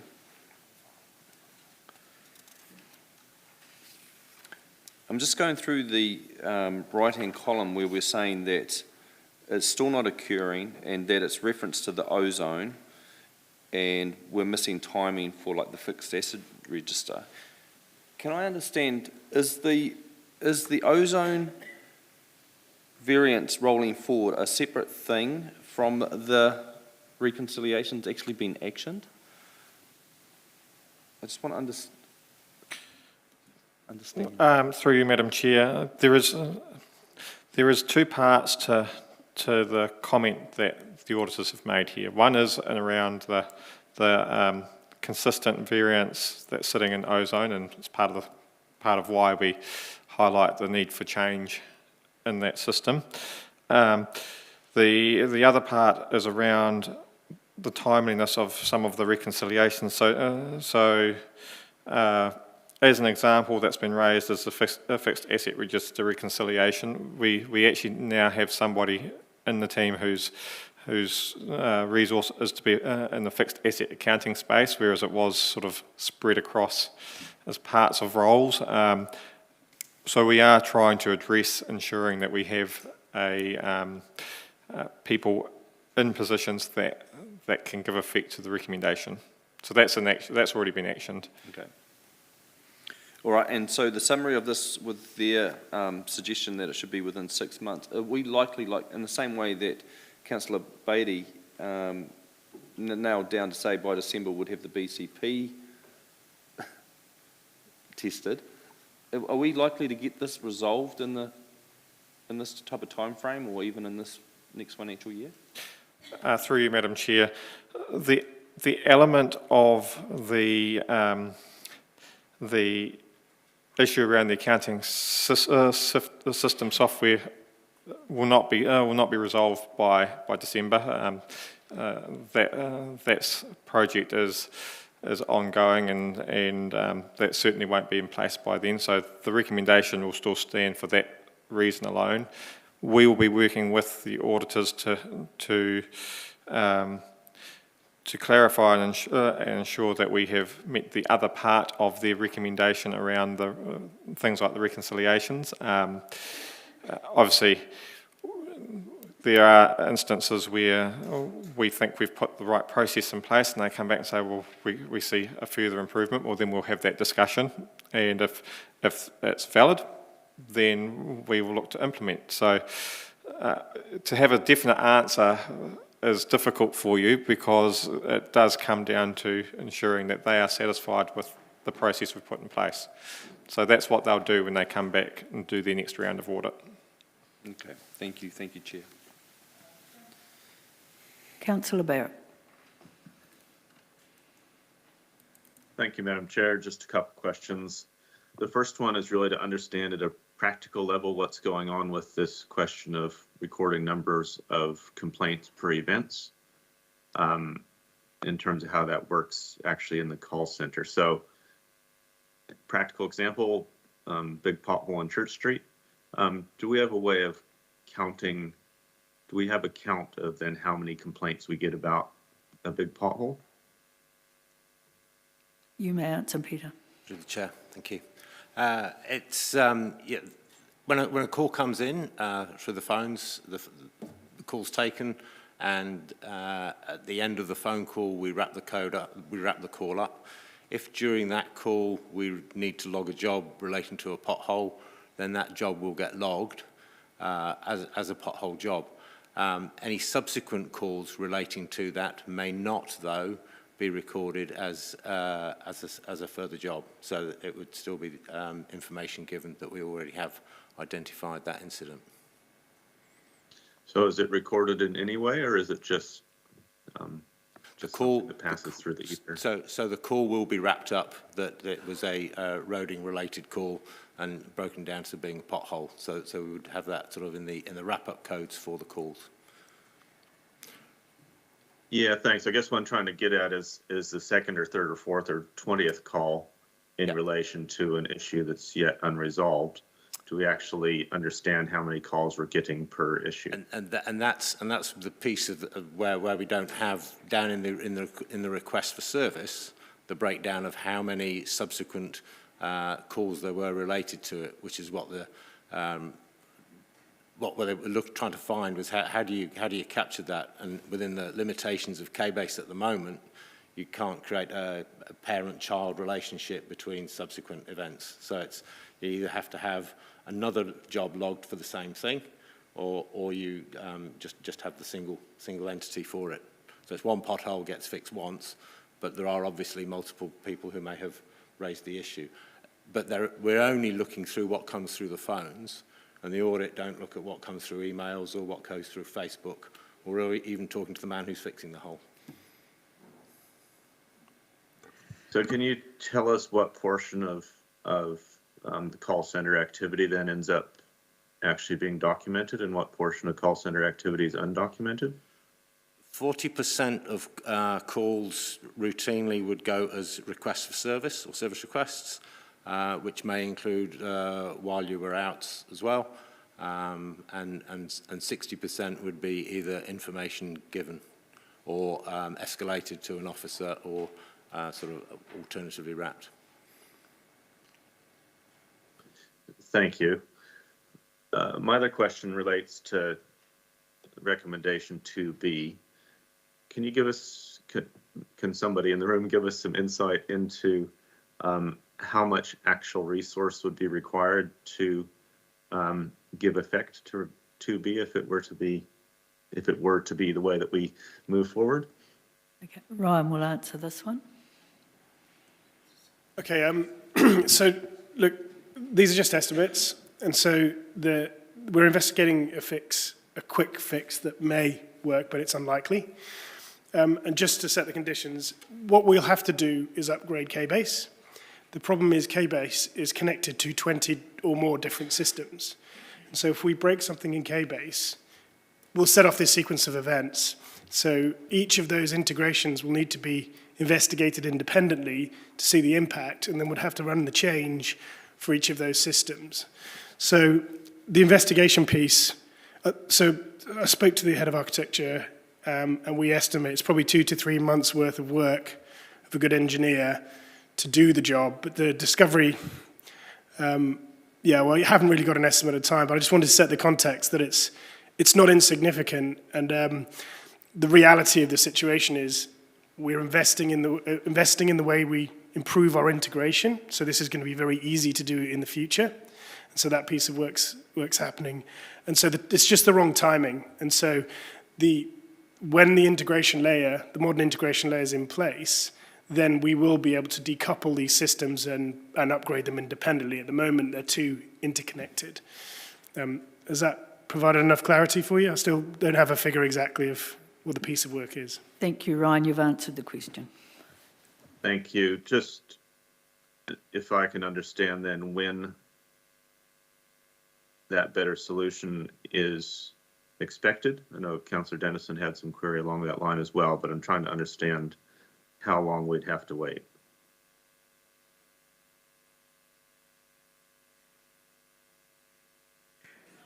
Look,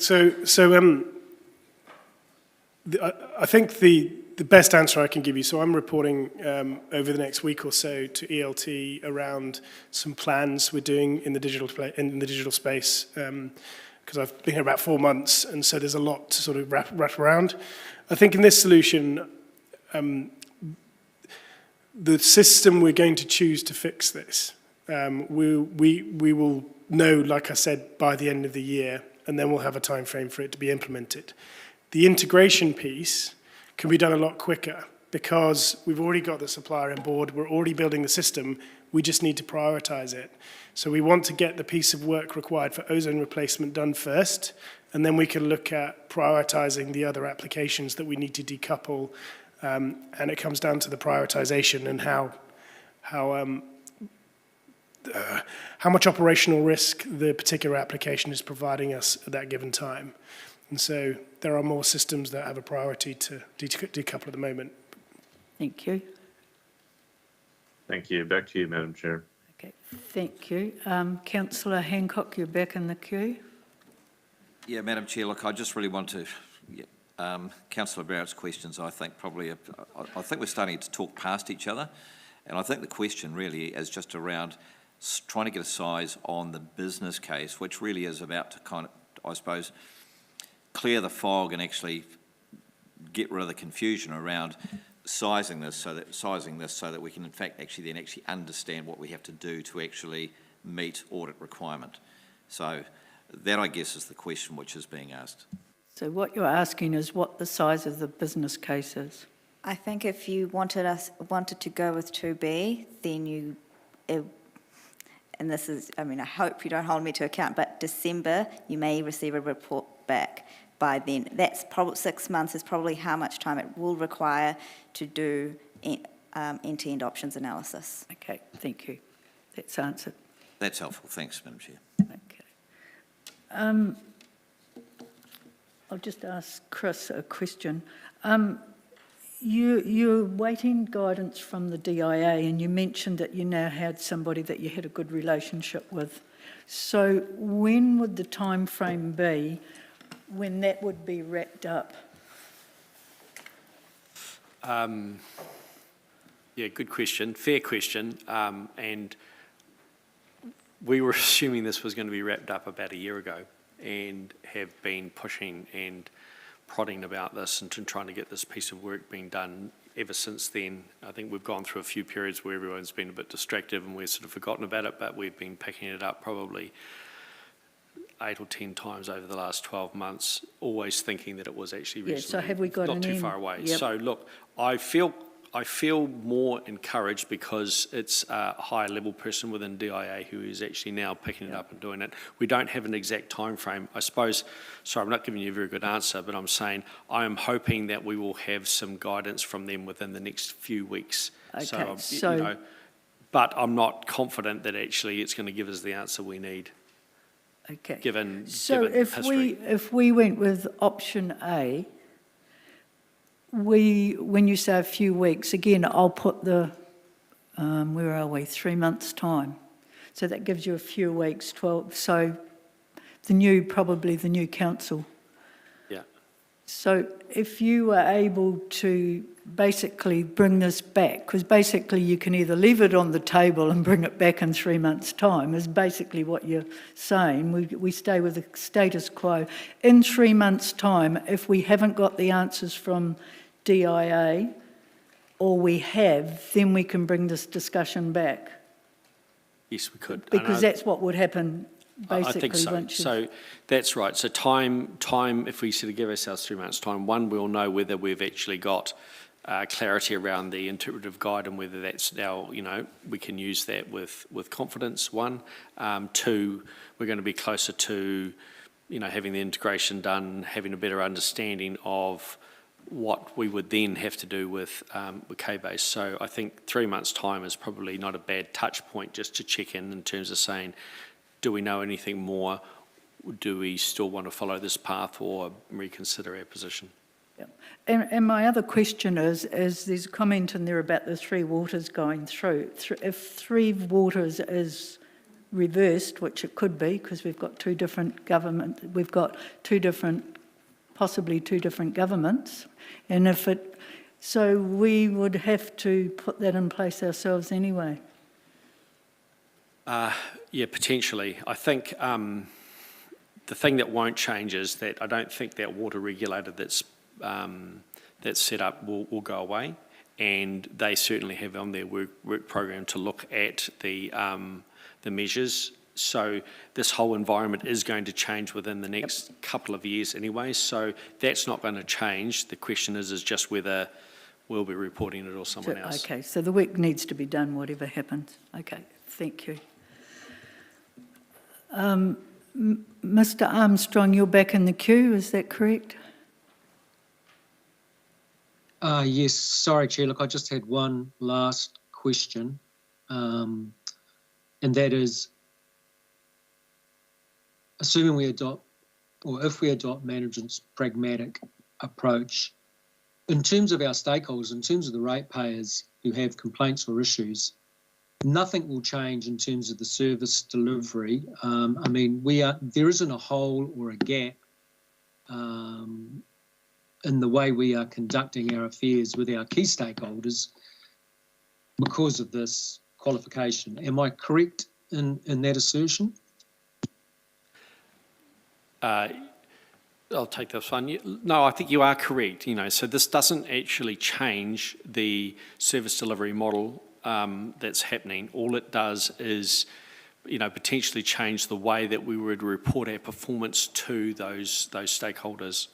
And, like I say, at the moment, we don't believe we have a massive hole in the information that we're providing them, and that actually, so we don't think we're doing our key stakeholders a disservice at the moment. The only stakeholder that seems to have a problem is Audit New Zealand. Okay, thank you. Thanks. Thank you. Thank you, Madam Now, Chair. councillors, there's no further questions, so we're going to break for morning tea. And if you could please be back at 11:10, and then we'll do comments and our business after that.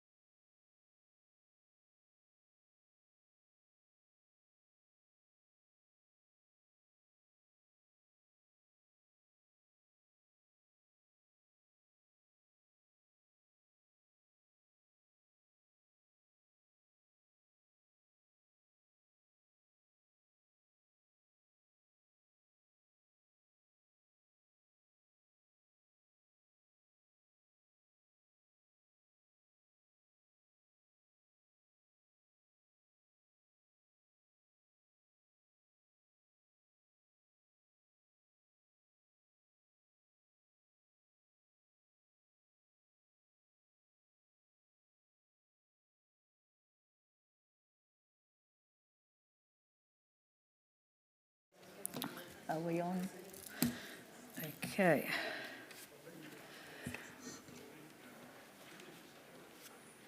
Right, we're going to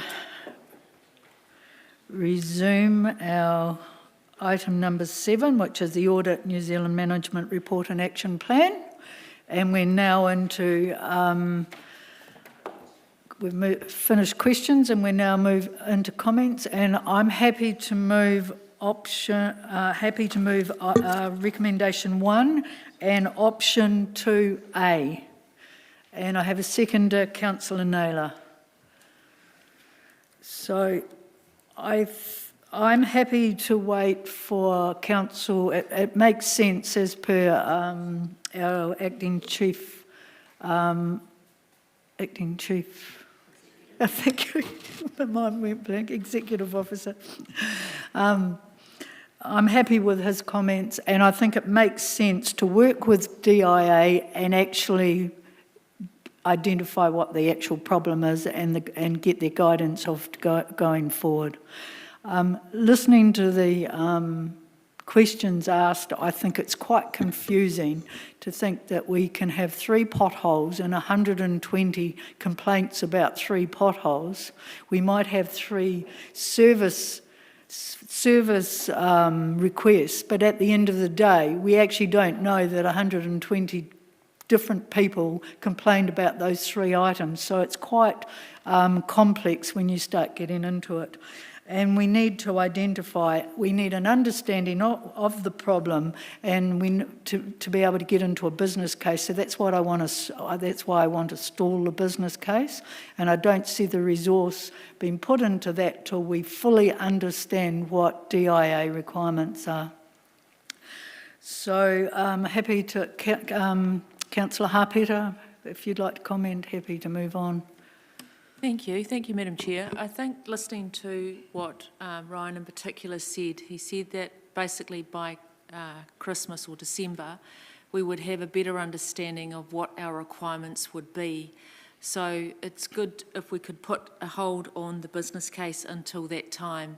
I think that we need to know exactly what we need, and we don't know what it is yet. And it's not just one system, it's many systems that we need to tie together. We need to let our officers do the homework, get that done, and bring it back with one business case for many things. And it could be many different things in this little pot. It's all to do with the finance system, and we need to know what all of these things are. So let's wait for the officers to do that, bring it back to us so we can have a look at one thing, one business case, or could be many different things. Thank you. Mr. Armstrong.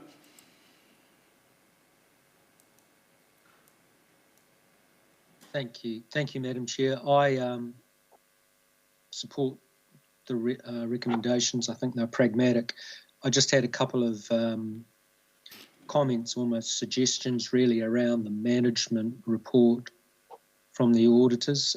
Firstly, I guess things like fixed asset reconciliations and tying WIP back to the general ledger accounts, one-up reviews of journals, confirming changes to supplier master files. All of those things are designed to protect the council's assets and actually the people that work around those assets in terms of their reputations.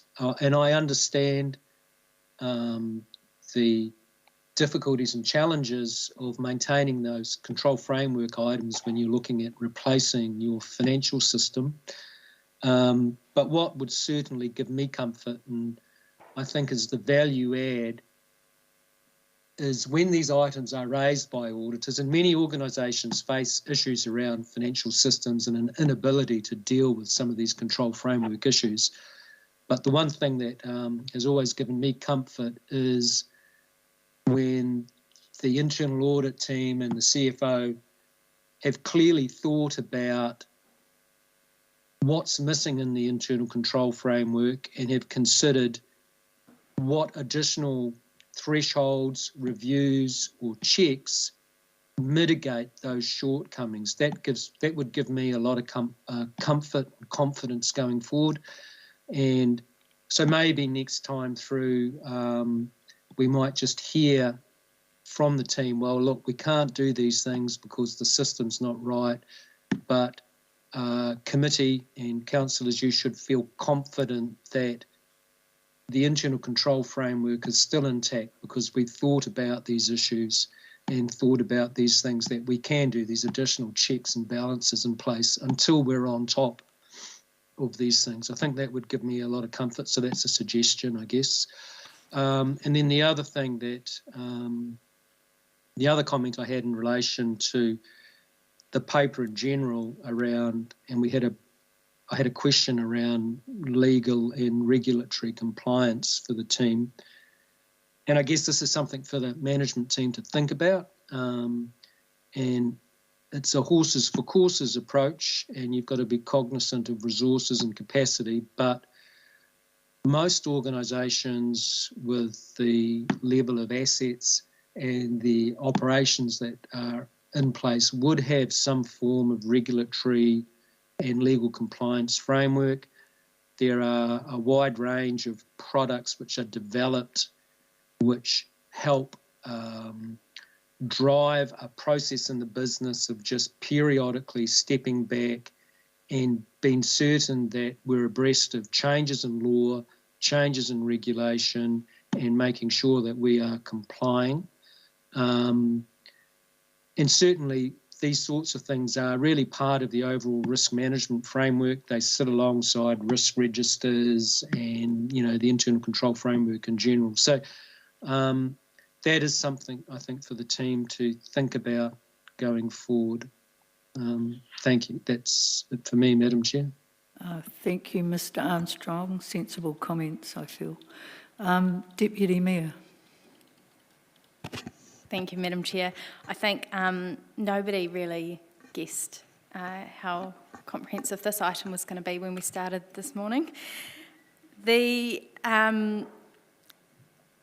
am struggling with this one a bit and the recommendations. Both the questions and the answers didn't provide me a whole heap of clarity.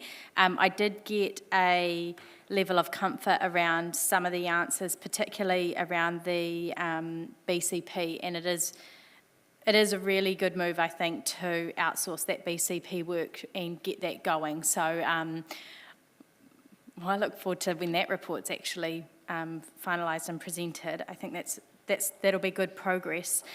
I do think that we run a little bit of a risk of becoming desensitised to some of the work on the action plan, because there's a lot of it that is outstanding and has been for a number of years. And I appreciate the comments from officers around specific detail of how the work is going to be addressed, and some of it falls within the scope of other pieces of work, such as the finance system. So there is an end in sight for some particular actions, but I do think questions need to continually be asked around it and the progress.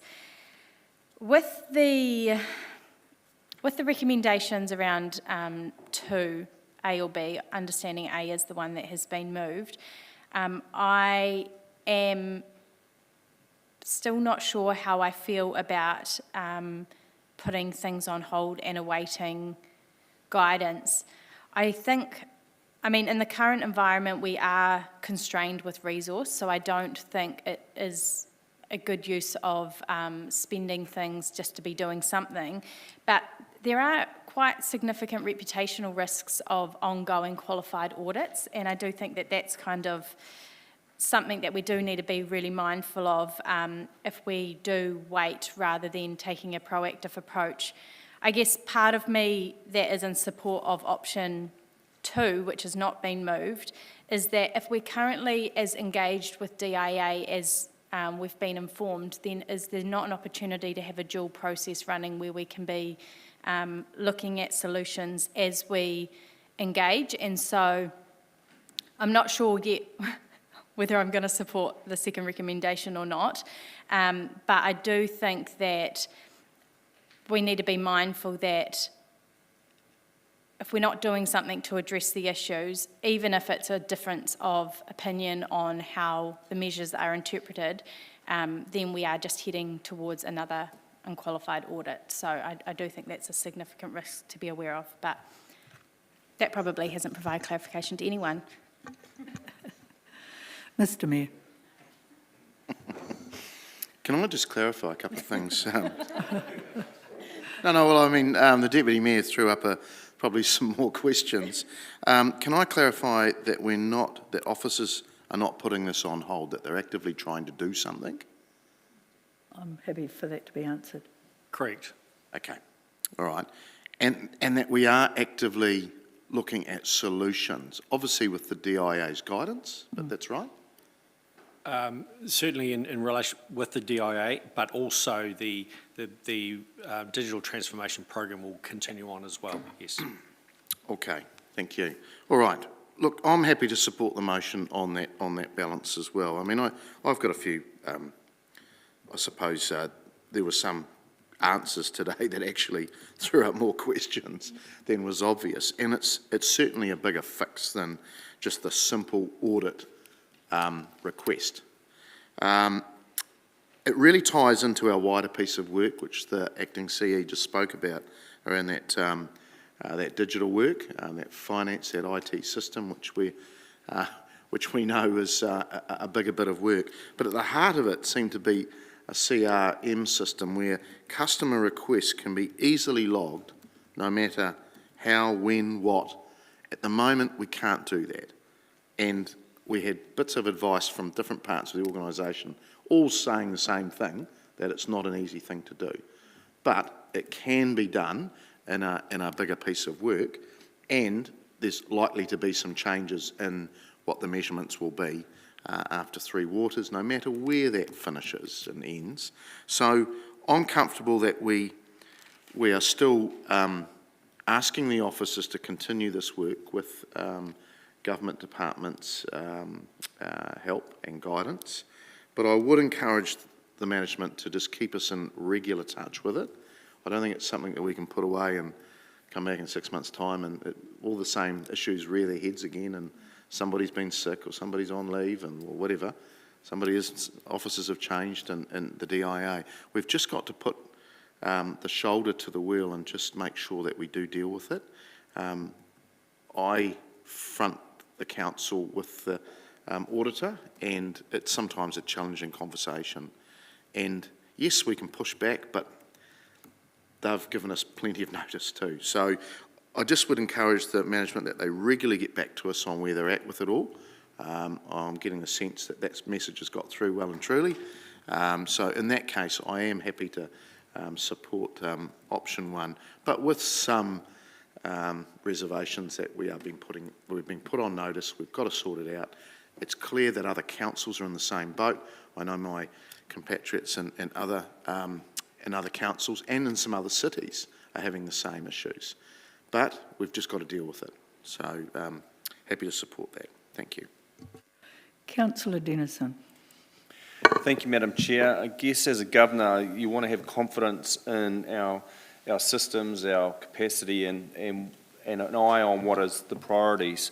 And we use the Audit New Zealand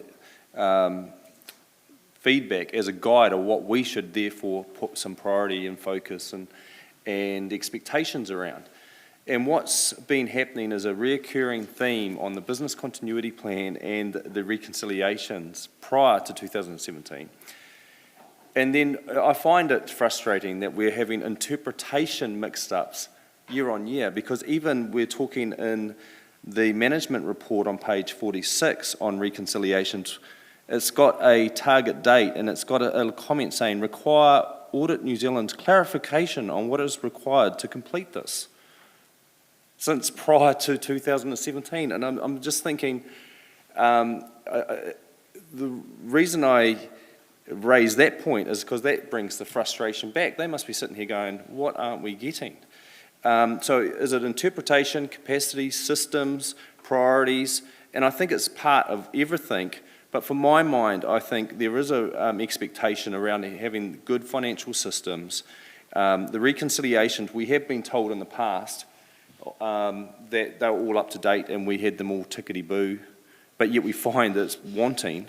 We have had reports in the past where we've been told the business continuity plan's complete and that we're starting to test different areas of it, and yet we've found that it's still wanting. And so I think we just need some transparency, ultimately, of just where we are. And I hope that we've had that today with commitments on both sides from audit and management. A commitment to complete the BCO, which is pleasing for everybody, should be, tested by December, heard that today. And then really I think we do have a responsibility as governors to keep our eyes on this. And if you're quite right, if we've in 6 months' time or even in 3 months' time when we've had the feedback, need to re-engage, I think we should. And so I don't want to lose sight of this and then have the same report in another year's time, essentially. So thank you. Okay, thank you, Councillor. I wasn't going to mention BCP because I knew it was your topic. Just in response, I wasn't going to mention reconciliations because I know it's yours. Councillor Barrett. Thank you, Madam Chair, and it has been an interesting set of questions, answers, and debate so far. I'm principally interested in recommendation 2, and am reasonably comfortable with where we've gotten to in terms of officers' response. My concern is that, as it is now stated, and as it would sit in the minutes in perpetuity, it's actually quite misaligned with what the officers are telling us they're going to do. So it's very, very passively stated as await and maintain status quo, etc. I think, given that one of the things that auditors tend to look at is minutes in terms of evidence of how a council is responding, I would like to see that language better reflect actually what officers have undertaken to do. And so I'd like to move an amendment to it, which is that we say to continue pursuit of DIA guidance and provide an update to council within 3 months. I think that gives us all the clarity, and it will give the auditor the clarity that we're actually taking a response here rather than taking a highly passive approach of awaiting a DIA activity. So I'll drop that in the chat if we could get that. I'll ask for a seconder. Yep, I'm comfortable with that. Yep, Councillor Naylor will second it. Yeah, I'm happy to incorporate that into the unless there's. Yep, we'll go and we'll incorporate it to save doing an amendment. It makes sense. That's great. Thank you.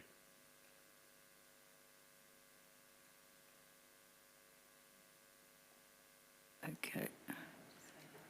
We'll just wait till and then I'll read it out so you know what you're.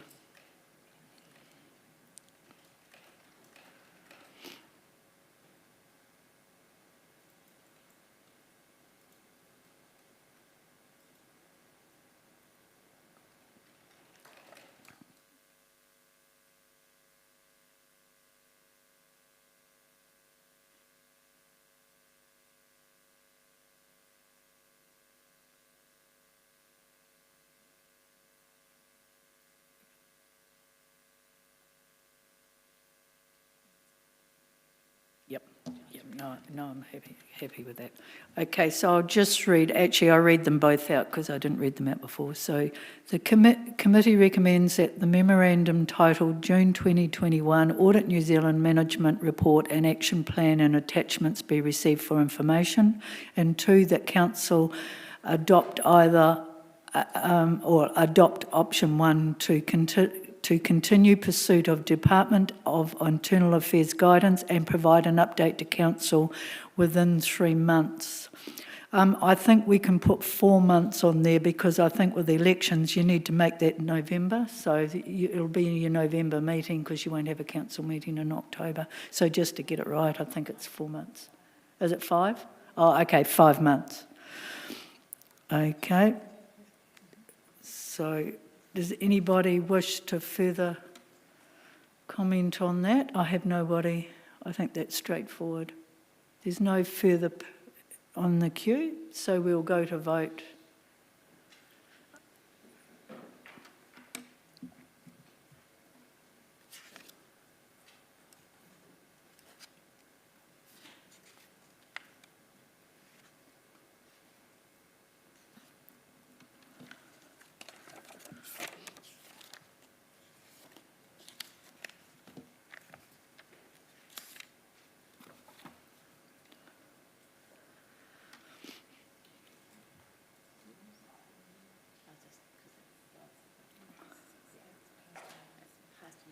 Okay, and that is passed unanimously. Right, we'll now move on to item number 8, which is the Bunnythorpe Community Centre proposal to grant a lease on reserve land to Bunnythorpe Community Centre Association Incorporated, and that will be presented by Bryce Hosking. Bryce will take that as read unless there is any updates that need to be added. No, happy to take it as read and take any questions. Okay, are there any questions, councillors? There being none, Thank you. I'm happy to move the recommendation, which I will read out, that council grant a lease for Bunnythorpe Recreation Community Centre, which occupies part of Bunnythorpe Recreation Ground, Richmond Street, Bunnythorpe, Palmerston North, being part of Lot 82 DP 217 to Bunnythorpe Recreation Centre Association Incorporated in accordance with Section 54 of the Reserves Act 1977. And this, thank you, Councillor Petrinas, seconded, and this just ties up loose ends and gives them the lease to actually occupy the building, so they'll be happy with that. So I don't think there's any further comments. It's been seconded by, oh, sorry, you want to speak? Oh, it's just a question. Isn't it Raymond Street? Yes, it is. Yeah, it says Richmond Street. I think it should be Raymond Street. Oh, yes, it should be. Yes. Just checked it on the maps. Thank you. Yeah, thank you. No, it is right. When you said Raymond Street, and I read, yep, you're right. Okay, thank you for that, Councillor. Better get that right. Okay. So we'll now go to vote.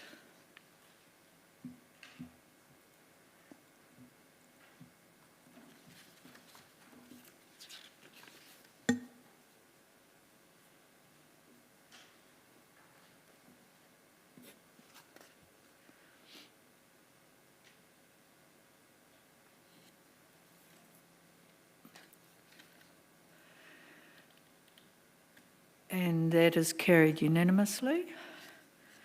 Right, we now move on item number 9, which is the Awapuni Community Centre proposal to grant a lease on reserve land to Awapuni Park Community and Recreation Centre Incorporated, and that is presented by Bryce Hosking, Group Manager of Property. So we'll take that one as read too, Bryce, unless there's anything. No, happy to take that as read as well and answer any questions. Okay. Councillors, are there any questions? No one online? No, that's great. Thank you very much, Bryce. And I'm happy to have a mover for that one, Councillor Dennison and Councillor Naylor. And I'll just read out the recommendation that council grant a lease of the Awapuni Community Centre and the land it occupies at Awapuni Park, 22 Newbury Street, Palmerston North, being part of Lot 97 DP 20548 to Awapuni Park Community and Recreation Centre Incorporated in accordance with Section 54 of the Reserves Act 1977. And I'm assuming we've got the address right there at 22 Newbury Street. Okay, are there any comments? There being none, we'll vote on that as well.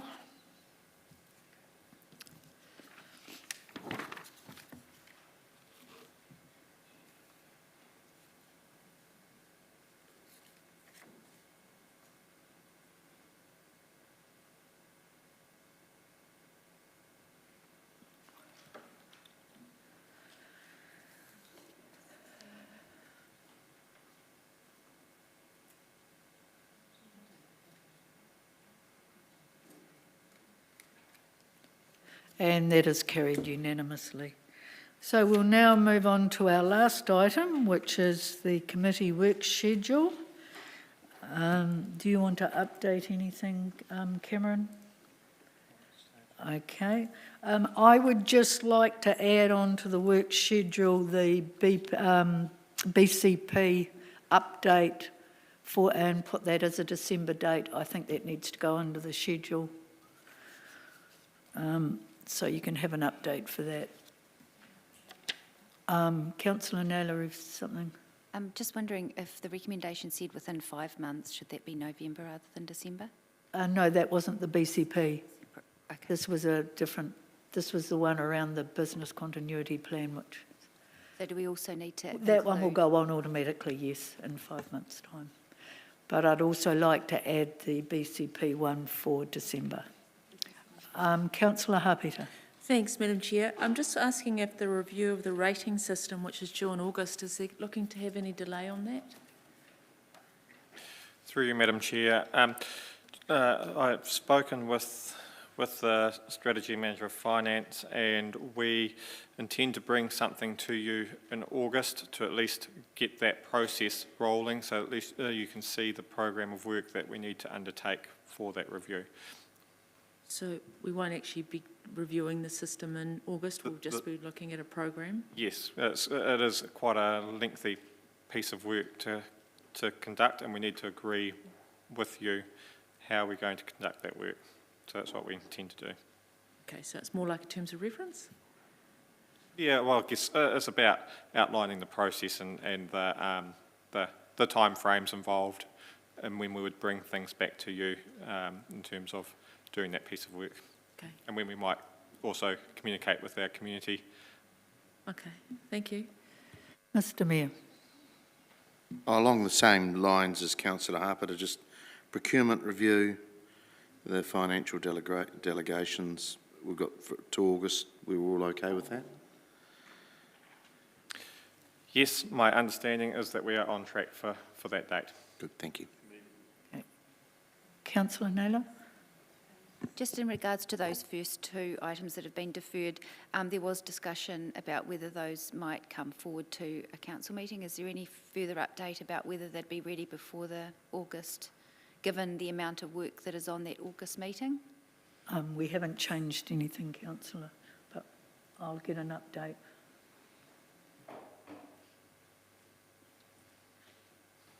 Through the chair, I did follow up after that was raised as an issue in terms of the delay that those reports were proposed to be, and can confirm that they can come to the earlier August council meeting.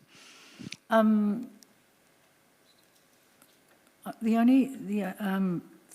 Cheryl. The only issue that I have with that, if we move it to that meeting, then Mr Armstrong, who's our independent advisor on this, will not be at that meeting. So I would like to sort of have discretion perhaps to move something that's not an audit to move. So perhaps you and I, Mr Mayor, might have to have a look at that before we actually move it.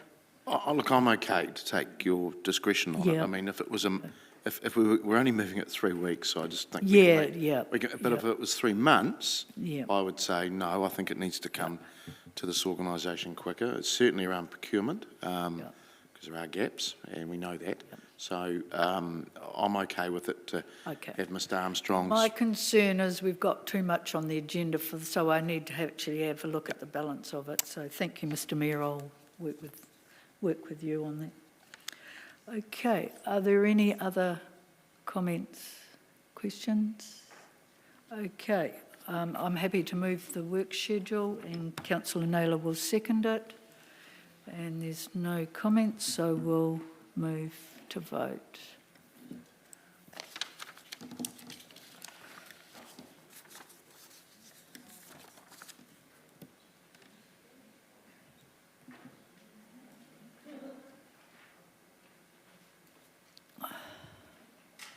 And that is passed unanimously.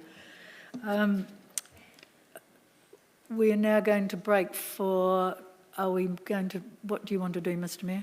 Look, it's pointless coming back for 15 minutes, so we'll just be back. 1 o'clock? At 1 o'clock. Okay, right. We're back for lunch at 1 o'clock.